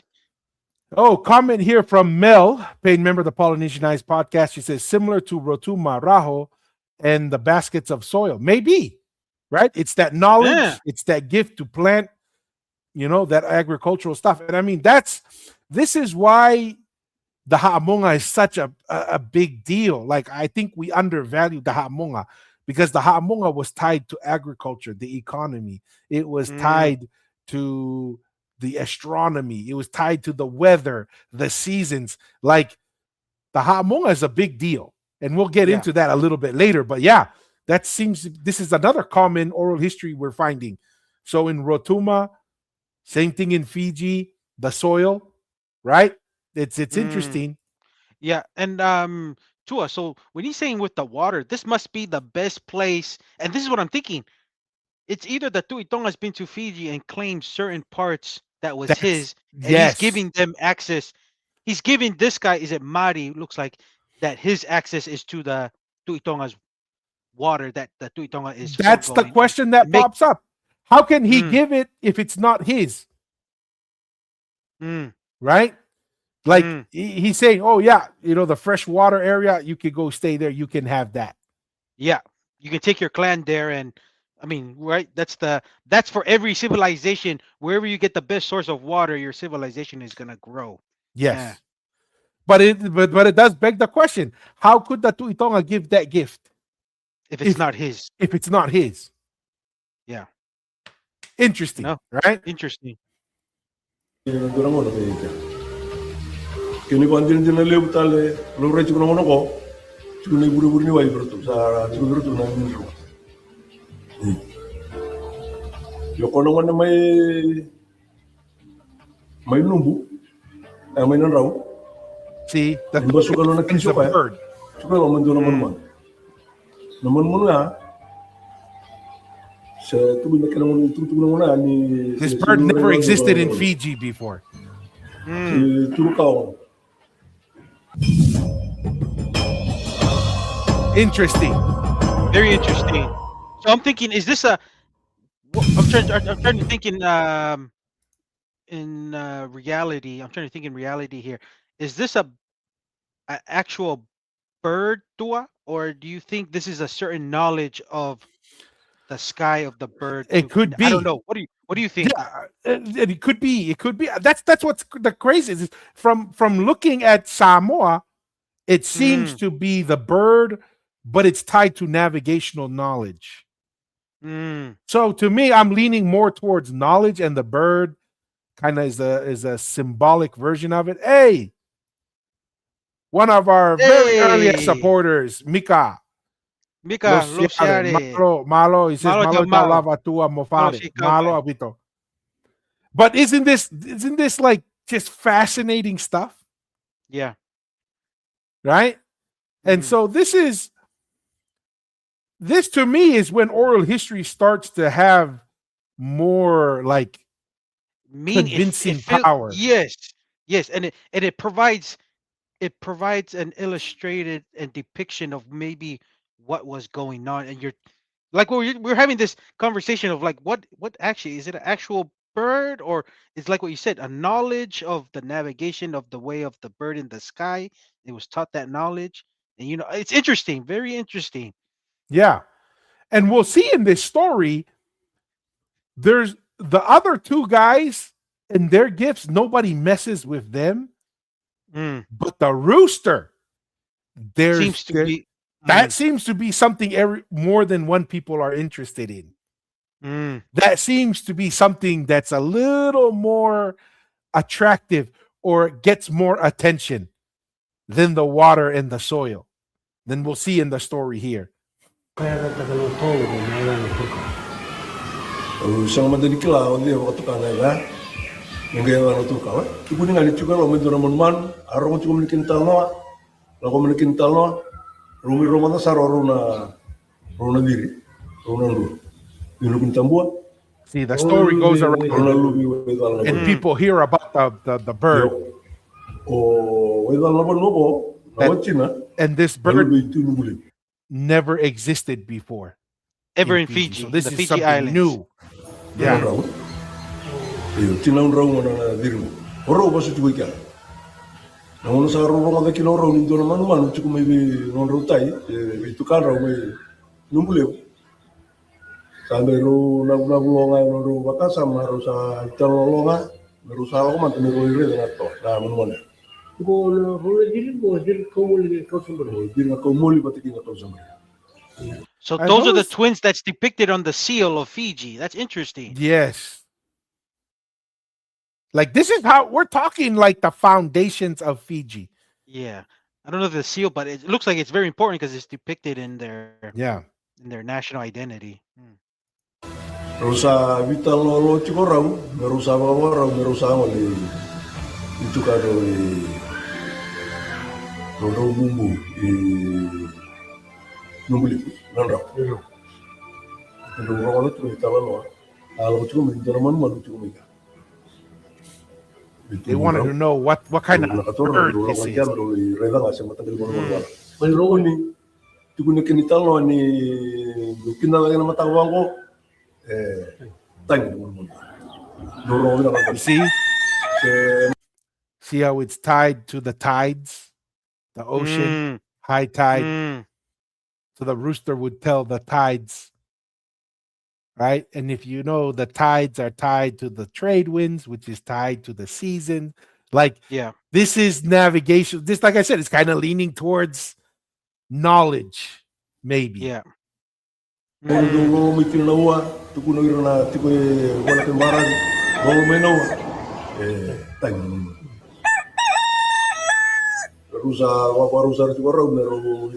you notice when the dawn breaks, or the sun, is it saying it knows the movements of the sun, and then it's high tide when the tides come in? You see how this is it's interesting. Yeah. Yeah.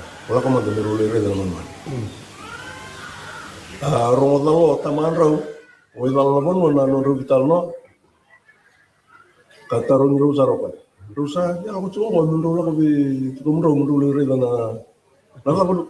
na kau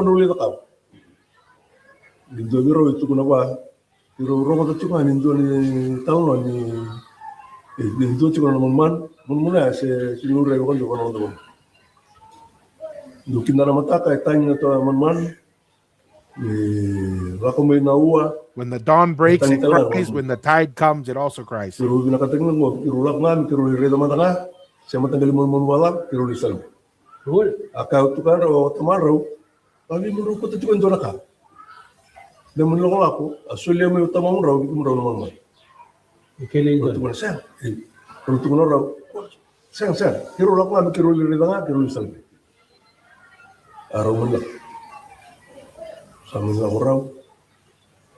Kalau itu kena turang ko tinubulem ni boleh kan tumba sekian itu na bulan semberan satu baklau cukup banyak yang buat aja kita yang singa rumah ni kino rongo rono makambuno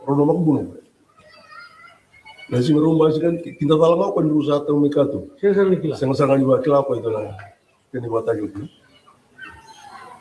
talang apa berusaha tahu mereka tu may dog lang ako mo. Ara tumiti ko tindo na singa. Tarong ni raw ko ya. Laban raw may nakabar makmo. Saya kirungan dito nga. So mo siguro. Skeloy. Karon ni singa tarawa. Saka ko ya mesada ka man do na kirumang iti. Nakang kirumang iti. Ocha rambut juga biru namang itelo ni rara. Sana rola na takan sintura kay ro kuta. Sana ibo sa do biro. Kung kakiru na ni ro no men kulit tambua. Men do men ni kini bo so se kena kini uli ni kiro mo. Ra pinta dalla tuikan sa lutte matang ruban ko ndo to na soba na tamu. The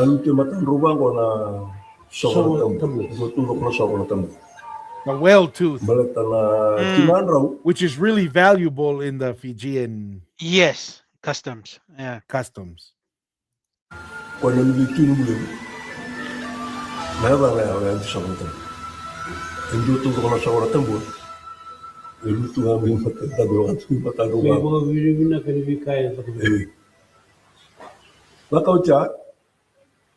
Singatara ba merusa tatau sa tinala matran singatara rusa baru tatau ro merusa lisme sakita run ro talo tukang ro ano dan ro may nakabar makmu usin bar cuma tukul wana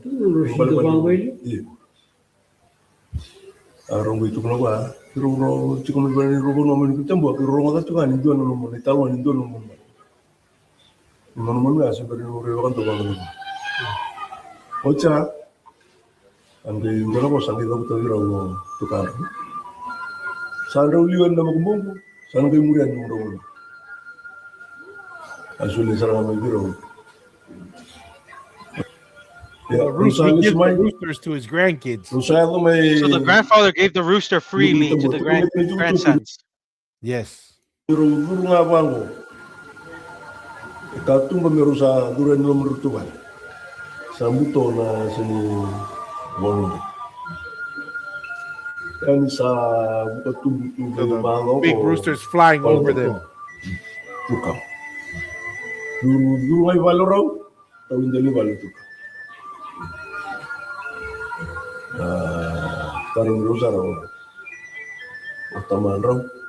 Ay lawan. Kalau sa tahu itu bikin raw. Dulu nang ako mo rin, sila may bikin raw tukang raw na. Mon. Ada mo doon sa pun takap. Siya nagrusa lakab na ken talaka ko nang doon lakab ken. Doon na sa mga tundo.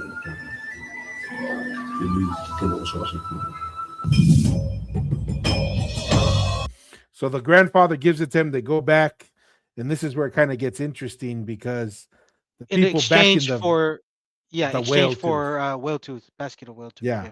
And then this is what gets interesting is the people who had it before. Tangikino na to, ano mo naman ya? Kindala mo din yung basta siya nung nino na mo eh. Pero mo doon na to kan mo. Iyo, sangkay matay mo na meron mo lagi. Namun nga rong lagi na ko na tingin mo man, sa mo sa pa. Usa matay ni tulan to na turang lagi. Ukliyo nga tulan ko. Singa tala tara, tang tala mo naman, bag boss tala din eh. Sakaw taman raw. Pwedal na ko no. Sibila ka televisi. Yung garaw na talong. It's kind of a weird. I don't really understand.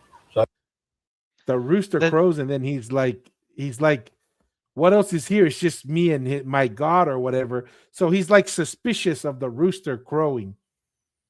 Interesting. I wonder if there's a dilemma of like different. So obviously this, because it's the father that's married to a daughter from this other village, and this, I don't know if the village gave something that the father didn't like, or maybe it was a threat to his, I don't know, authority. I don't know. I find it I'm trying to read between the lines what's going on. Yeah, it's hard for me to kind of try and get an understanding of what's going on. But he's concerned that it will lead to a dispute. Right? He's concerned it's going to lead to unrest. Iyo, dem ne biro ndar ka. Batin sa ro ci ko no boso ka. Sa tan kila do turang ki. Iyo nga ukra ko. Sa ka pa ya. Rukot tan num rumon man. Ka kunni wada no da biyo ka. Ucha ngo ding. Sangai. Weda lo taman ro. Awo sa ci ko biro no ben. Rona diri. Rukutan ng rumun kaku ni bala daron da biokan. Aro mo ko tana ng rumun man le biuti ko may mbua may bunsia. Bunsia may roma mga. Kaya doon na ni chuchu mo kasi wala na wala na ada na chuko mbua. No yo que no rumun. Bunsia ko. Yo bunsia na ko. No ko chuki na ko. Dona bono ika na no mbua. Usa ko te kino rumon man le biuti ko may ka. Kristalo. Salame. Roma tuike tangi tuko may ka no man. They're scared. The father's scared the rooster is going to cause some kind of dispute.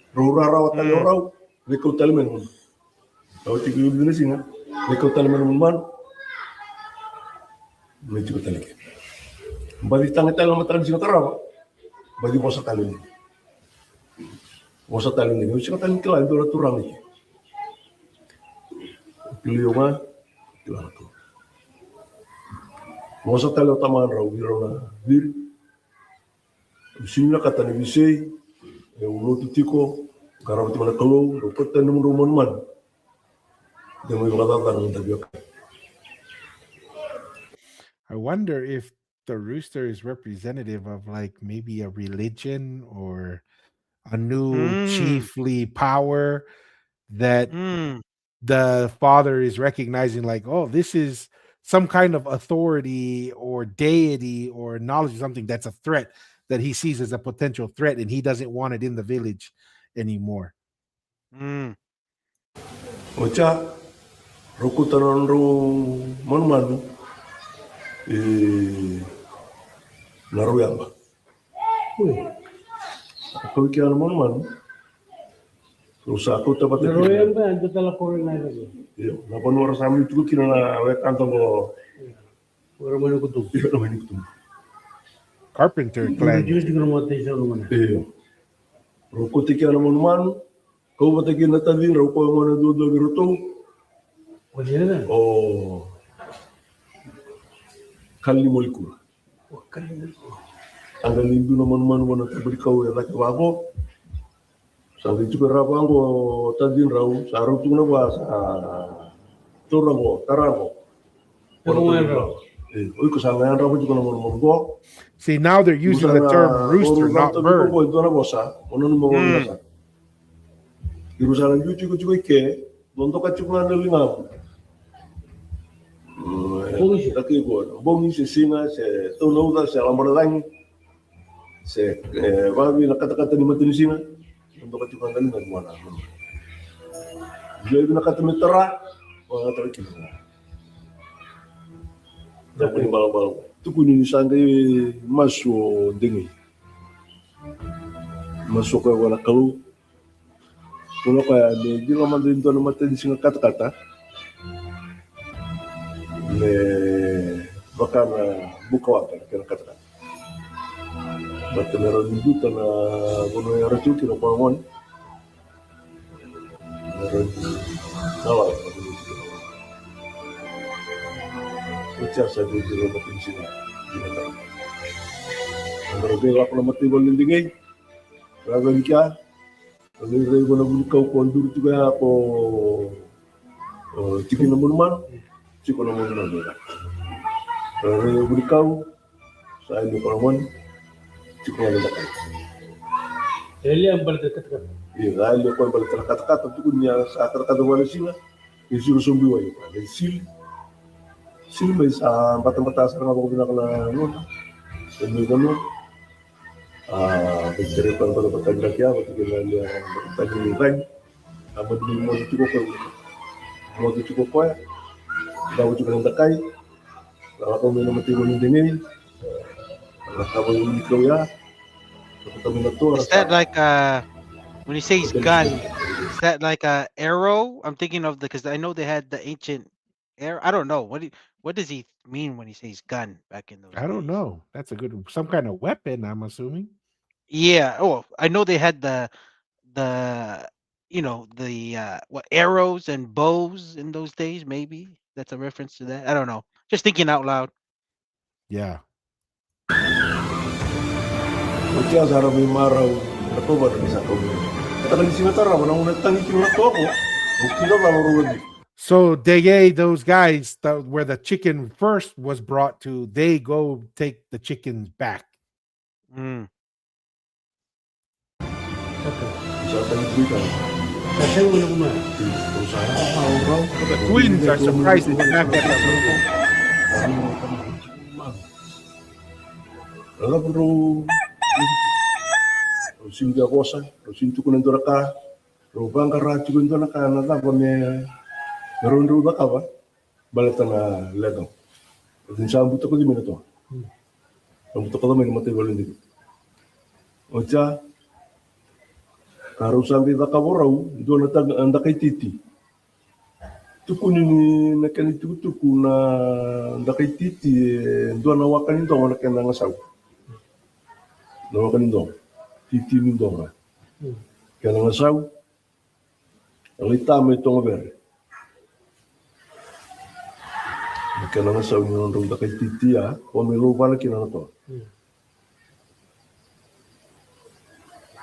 kung sana numuraw may lupa lang ako na to may mate may utikin na wala Sa nakabadyo ko. Kaya kumanda kay Gigi. Pumunta na kay Titi. Kung umito ko nga ba na di mama ni Ronwaya. Dala ng alto ko yung mamaya. Unim baka lupa na kino panot ko isang ko. Kung rin silisi, norto ya buli balik isang. Kung mga ya, rin tutukin. Tara ito meron na kay Titi yan, kay Konan to. Kaya rin dito na rin mo ta. Bola ka to nga. Tutukan dala na yan, doon meron bitaran. So the twins and them shoot the rooster. Nakay, balik ko na to. Tapos ko eh. Ito mayra. Ni nama kanay kuri tao na naman. So that's the kind Very of the story interesting. behind Very interesting. The genesis, the that. origin of Fiji is tied already to Tonga. Interesting. Mm-hmm. I would love a breakdown of that rooster with the whole trying to understand when it's growing and why it was such a big deal. Interesting. I don't Yeah. know. That's And very why interesting. the twins' dad felt threatened by it, right? And why is it when it went back to the guys who brought it in the first place from the Tuitonga, when they got it, they killed it, Yeah. right? It's fascinating. Very fascinating. So, any thoughts, Masi, before I bring up the next thing to discuss? Nope. Very fascinating. I'm glad you brought it up for the viewers, and I'm sure we're gonna get some comments and maybe further information because it's very fascinating. We're trying to just correlate the oral history from Fiji's origins to not quite Tonga, because Tonga seems to be much earlier. This is more like the early part of the.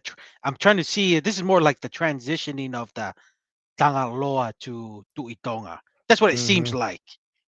I'm trying to Mhm. fit that timeline, but very fascinating with the what you shared with Tua, the rooster, Yeah. and its breakdown there in Fiji oral traditions. But yeah, that's me. That's me. Okay. So, what makes this interesting is we're going to pull this up here real quick. And, this is, we're just trying to think here and understand why the bird is so important, right? And it seems like the bird / rooster or whatever is tied to in Samoa and in Fiji and in other places, tied to the movement of the sun, navigation, and the tides. Right? So those are all important navigational aspects. And so this is I got to tell you a funny story. We'll recognize him. So there's a guy who hates us but loves to hate us. We usually he goes by the name Toki Ukamea. We usually tease him and call him Karen Ukamea. But he usually kind of like he went on and gave us like this super negative review on one of our pages on Facebook, but then he always comes and makes comments on our content. So I think that's funny. But he created this image, the background. The compass right here is Tevita Fares compass. This is what he shows as the fundamental, building blocks of Polynesian navigation. And you'll notice here these four come here. You see where the sun is on the four corners. You got to remember this is the double V in etching that was on top of the Ha'amonga, right? And that's where this double V is. And you also find that this is the Ha'amonga in the sky, part of Orion's, like, I think it's his knees and his shoulders. So this is the Ha'amonga in the sky. This is one side. This is another side. So this is it. It's lying to the kind of like in a U to the right-hand side, if that makes sense. That's the Ha'amonga in the sky. That is what the Ha'amonga Amaui on the ground is built after. It's to represent this constellation that's in the sky. And it's a very important constellation because it's on, as you can see, it's in the northern hemisphere and it's in the southern hemisphere, which is very Mm. important. That's what made our ancestors very unique. Is typically, traditionally, everybody said, "Oh, you can be in the northern hemisphere because you have the North Star, right? But you can never really go south." What made our Well, yeah, ancestors unique is they could do north and south, yeah, right? and the Vikings had a limitation in their navigation just in the northern part. That's why Yeah, there was a limitation with that. absolutely. So, but you see what's interesting? Look at what is right in the middle. Mm. What is right in the middle? It's a bird. Now, this is the Toloa, toloa. Manu. Yeah. Yes. It's, so it's not quite a rooster. It's Mm.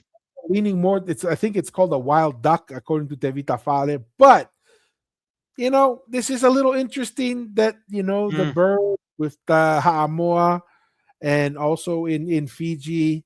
So it could be a variation of the toloa of the duck, Mm. right? But it's a very important piece. And as you can see, look at where the head is facing, south, Mm.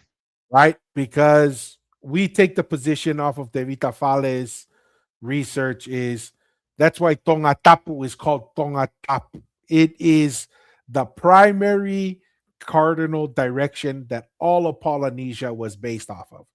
This is Mhm. why you'll see some of Devita Fale's, I think you mentioned earlier, Masi, before we started, kind of why south is important, and how maps are. If you could kind of share that piece, Mr. Ateroa, while I look at this Yeah. other picture here real quick. Yeah. No, because with the whole how we view the maps right now, it's from the Western maps that's been depicted, and that's what we go off. But Evita Fare has mentioned that the actual Polynesian perspective and view and navigation compass is that the map is upside down, which is has in Tonga, north was south, how we view it if we are going to do it the Polynesian traditional navigation way, and then south was north of how they do it. So making Tonga, other than Aotearoa, the furthest behind, but we all know in the early times there were nobody there. It's Tuitonga. It seems like there those times Tangaloa, Tuitonga grabbed moa and stuff to bring it over to Tonga, but Tonga Tapu being the north part, or in the Polynesian Tonga being the north part, and then everything else with like Lalo Tonga makes sense with Lalo Tonga being under Tonga, and then all of Polynesia kind of around but centered on the direction of Tonga, Tonga Eiki, Tonga Tapu Mm. being of the navigational compass. So if you view your map upside down, that was the traditional way of the navigating of the islands of our ancestors of all Polynesia back in the days. And then when the Europeans came, we view the map how it is now, but it was upside down the way Polynesians view it. That's what I heard from Tevita Fale. Tua. No, absolutely. And south is the cardinal direction. This Mm, just came out of nowhere, and I want to share this. I want to see your thoughts here, Mussy. Because why do the Palangis have north as the cardinal direction? because of the North Star, I don't know. I don't Yes, know. kind of North Star, but like when you think of the bottom of the earth versus the top of the earth, right? It Yeah. sits like that's up because it's the top side of the earth, not the Uh, bottom, because the earth spins like this, uh-huh. right? And so they say that's why this is the top, that's why it faces. However, I just literally, hey, maybe this is Just thought stupid. of it just sprung It up in your just mind. popped up because the Ha'amonga is heavily geared towards the sun. It's obviously the stars and the sun, but you're familiar with the theory of relativity, Masi? I've heard of it, but I'm not Okay. not knowing So of the this is the details. theory of relativity. This video kind of shows it. Hmm. that space, this is what Einstein came up with. That space is like a sheet of paper, and that gravity is a result of the mass creating a dent in time and space, right? And then you can see all the planets. You see all the planets are up here, right? Floating. So you see how they're above? They're above. So where would north be? North would be facing up away from the sun.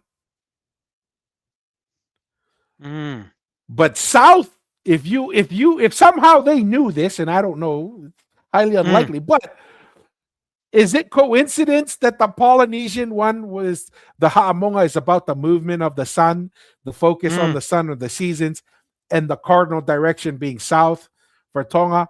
Or is it because if you're in the fabric of space and time, the cardinal direction facing the sun would be down? Does that make sense what I'm saying? And I'm trying to get you. I'm trying to understand. So you see these planets right here, right? One of these is Earth. And according to Einstein, the sun is at the very bottom. So if north is up, and that's why we say north is facing this way, going up. Because that's the top of the earth is looking up. But if you're looking down, technically speaking, south would be facing the bottom of the planet is facing towards where the sun is, if Einstein is correct in his theory of relativity. And so far, everybody agrees this is the most correct way to look way at it. So that's a little craziness. Never, that just popped up because I was like, that's pretty cool. Maybe there's more to it than just that. The other thing I wanted to share, just so that people get a better view of it, is did I close it? It looks like I may have accidentally closed it. What in the world have I done? All right. Oh no, it's right here. So I'm gonna share a screen here real quick. Just so people can see it a little clearer. So this is the same image that we saw earlier, but here it's a little clearer. This is another, this is De Vita Fale's astronomical compass, right? And this is the Ha'amonga right here. This is east-west, that's north-south. And then you have the Toloa, right? There's the Alotolu, the 3 stars right there. And then there's these 3 stars in a line that point south to Tonga. And it's the Toloa, the giant bird in the sky. Now, if we're talking about Manu and we're talking about birds and we're talking about that similar pattern, if you understand how the bird in the sky operates and functions, you will understand the seasons, right? Like you notice that the bird crows when the sun breaks, right? And then you understand that when the bird crows, it's the high tides and low tides, which is tied to wind. The tides are tied not just to the moon gravitational pull, but it's also tied to the trade winds, which is, and then it's the knowledge of the bird, which is your direction. The head of the bird tells you south, the wings go east-west, the tail points north. All of a sudden, you can make the argument that the bird is a way to capture the navigational knowledge of ancient Polynesia and also understanding the seasons is an important part of traveling. That's kind of like what we're trying to unfold here and discuss as a potential explanation for the Ha'amoa/Samoa, for the reasoning why the Fijian story behind the bird that's Mm. associated. And it could be when they said such a bird was never found in Fiji, it's meaning this knowledge did not exist in Fiji, this Mm. understanding, this capability. And it led Mm. eventually to conflict because remember, the twins' dad was, I don't want to have any conflict. I already worship what I worship, and it's only me. I wonder. And I this he yeah. was scared of this. Yes. I wonder it's because of the knowledge of bringing new people to the village that could threaten his authority. I Could don't know. be. Because if we're saying it's navigational knowledge, you're talking about, I mean, you're talking about a nice peaceful place. They were happy when you have a little place. You bring this knowledge of, it's going to bring a lot of good, but it's almost like the internet. There's a lot of good when you have internet, but also brings a lot of bad. This knowledge is, you're going to bring this knowledge of navigating other islands that's kind of far and beyond, and then they're going to bring their own, nuance of their take of how they, wherever they came from. I don't know. When you're gonna apply like this, building this highway to other islands, it can be, people can look at it as a threat if you've been good with your small little Yeah. village side. Maybe I he's don't know. trying to I'm just say, thinking out loud. Yeah. yeah, maybe he's trying to say there's a reason why we left where we came from to get Mm, away from people. Maybe he's like, I don't want this to end up leading to more people, like you said, or more problems. So this is something that I think is an important conversation into why understanding a couple things. Number one, why we need to talk about this so we can hear. There's so many stories from different. Can you imagine all the stories that we don't know of? These are mm, the few stories that we have found, right? So this is important stuff to talk about. And then the other part is talking about, koloa, fei umu, fei haka, folai fala, talanoa. But when we look at this, we're going to get into this even further. Um, this is the foundation, and we're going to show why this knowledge is the found. This is the sia.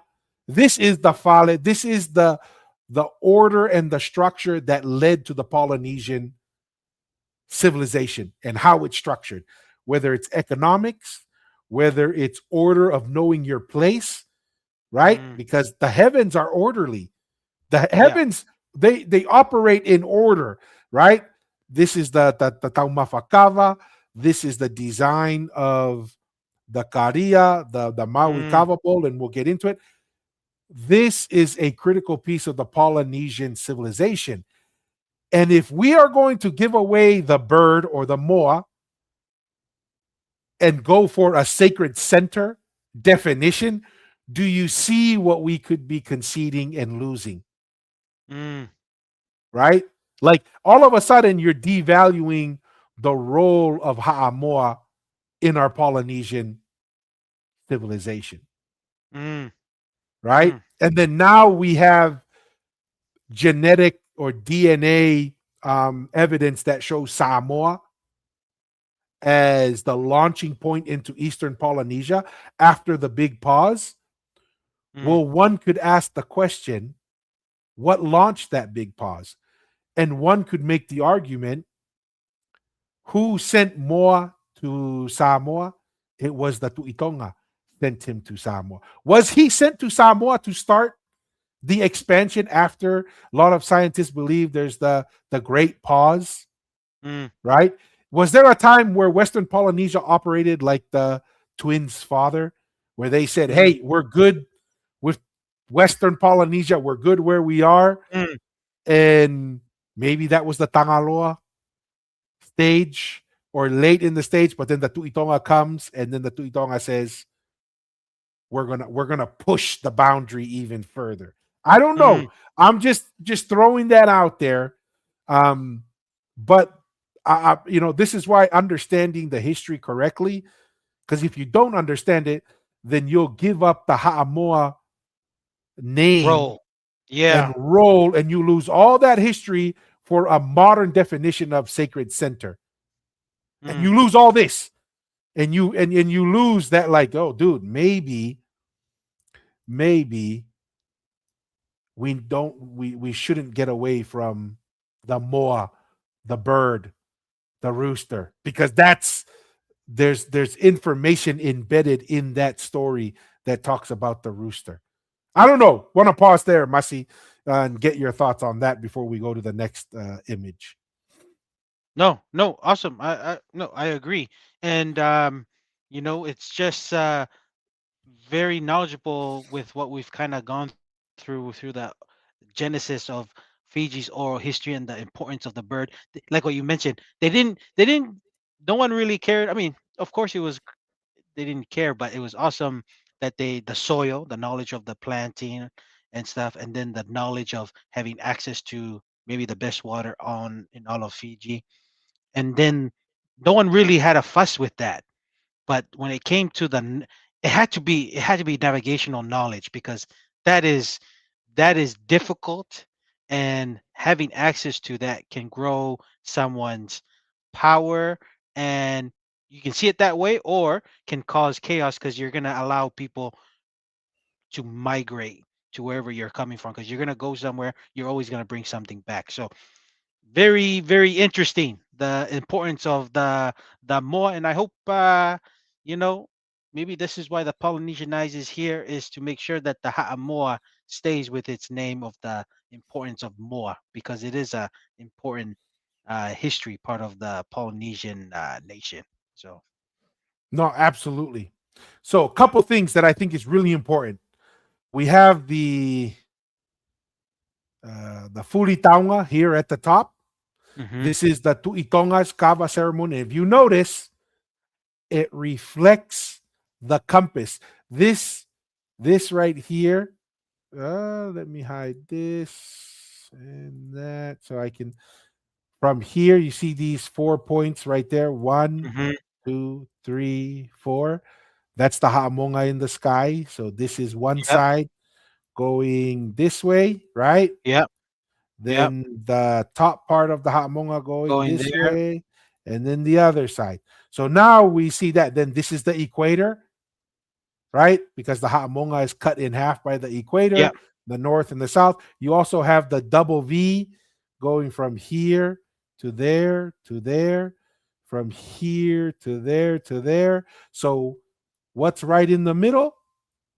That's the moa. That's the toloa. That's the bird is right in the center, right? Mm.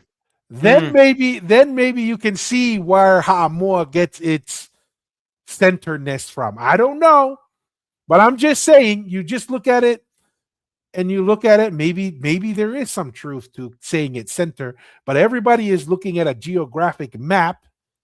Yeah. But maybe it's saying no, going the moa or the bird is in It's the the center center of of the kava. the Yes, kava ceremony right which is here. the It's the yes, reflection, which is the reflection of the astronomical knowledge in the sky of way Polynesians navigated. exactly. So that's there we go to our more relatives and viewers. That's where that maybe that name came from. It's just couldn't articulate it in that way because they were thinking it was just meaning sacred center, but that's incorrect. It's the Yes, Moa clan that had the knowledge of the navigating and expansion, probably from that's well, it is from Ha'amoa to the east of Polynesia, yeah, and as we sent by the Tuitonga. yes. So remember, Tui Hatakalaua, Tui Kanukupolu did not have a Taumafakava, right? Yeah. This is the Tui Tonga's official kava structure, right? Tupou the first did not have this. However, Laufiri Tonga, out of his wisdom, and I don't know how that guy came up with, to me, a revolutionary idea, but he says, nope, we're going to allow Tupou the first, and we're going to, to make him legitimate, we're going to give him a Taumafakava, which is almost exactly like what was said here for the Mm, Furitaunga, for the Tuitonga, just reversed, yep. right? So we're still practicing that structure that has been in place for thousands of years with a slight modification.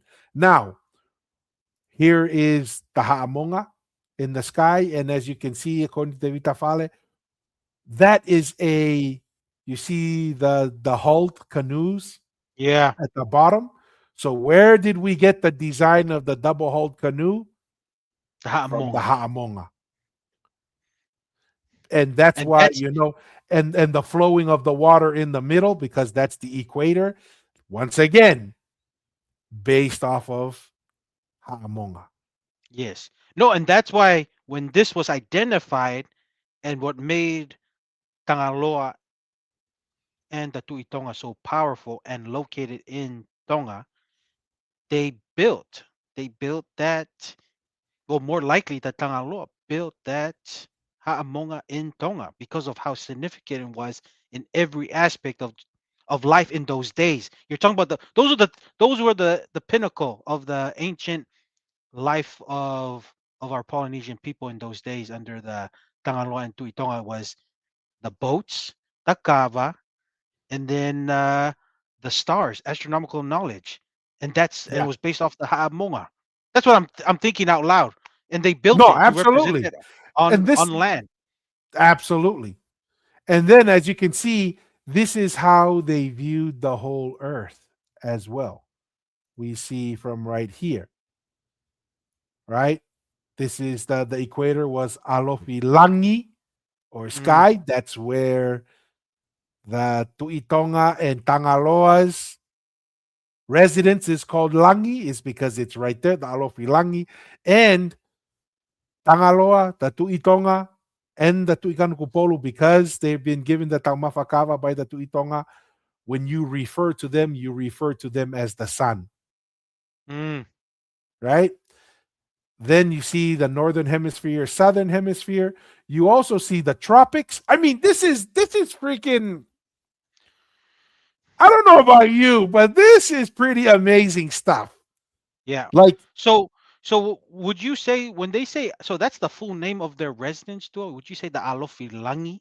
it And could then would you be, say we say yeah, Langi as for short because that's what lasted long to explain maybe stories when I'm just thinking that's where the Punakes and everybody kind of fit in when they entertain and kind of compose. It's easy to flow in the music, so they use that lang. Langi. I don't know. I'm just thinking out loud. Yeah, yeah. Well, no, and it's because another thing too, according to Vitafale, Tangaloa's road was the sun, the equator. Mm, That was the Tangaloa's road. Maui's road was the Milky Way. So Tangaloa gave you the Ganiva. guidance during the day. Mm, Maui mm. gave you the The guidance, guidance at the night. knowledge at night. Right? So, and that's why it's called Langi, because the Kaniva and the Langi. And maybe that was the original name of Tangaloa's Alofi Langi. And it could be because the Tangaloa is in the middle, that meant that knowledge allowed him to travel the northern and southern hemisphere, which is why the Tangaloa Langi is in the middle, because it says like the Maui's like the Ha'amonga, it is in both knowledge in the northern hemisphere and the southern hemisphere, which is very rare. That's rare knowledge to have that, Mm, right? Which is why maybe that's why this road is called Tangaloa's road, because that's a knowledge of the northern hemisphere and the southern hemisphere. And that's why it's called Alofi Langi.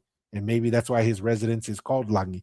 Because Langi. really, what he's trying to say is, I live all over the place because I can go Yeah. wherever I want. Mm. Yeah, I was just thought of it as like Langi, and I was like maybe and then when I saw that I was like, and then you tied it to Tangaloa, I'm like, because I've seen these maps before, but I haven't really taken the time like these discussions, and that's why I'm grateful for the digital kava sessions of the Polynesian Eyes podcast, because even us, Tua, we're learning.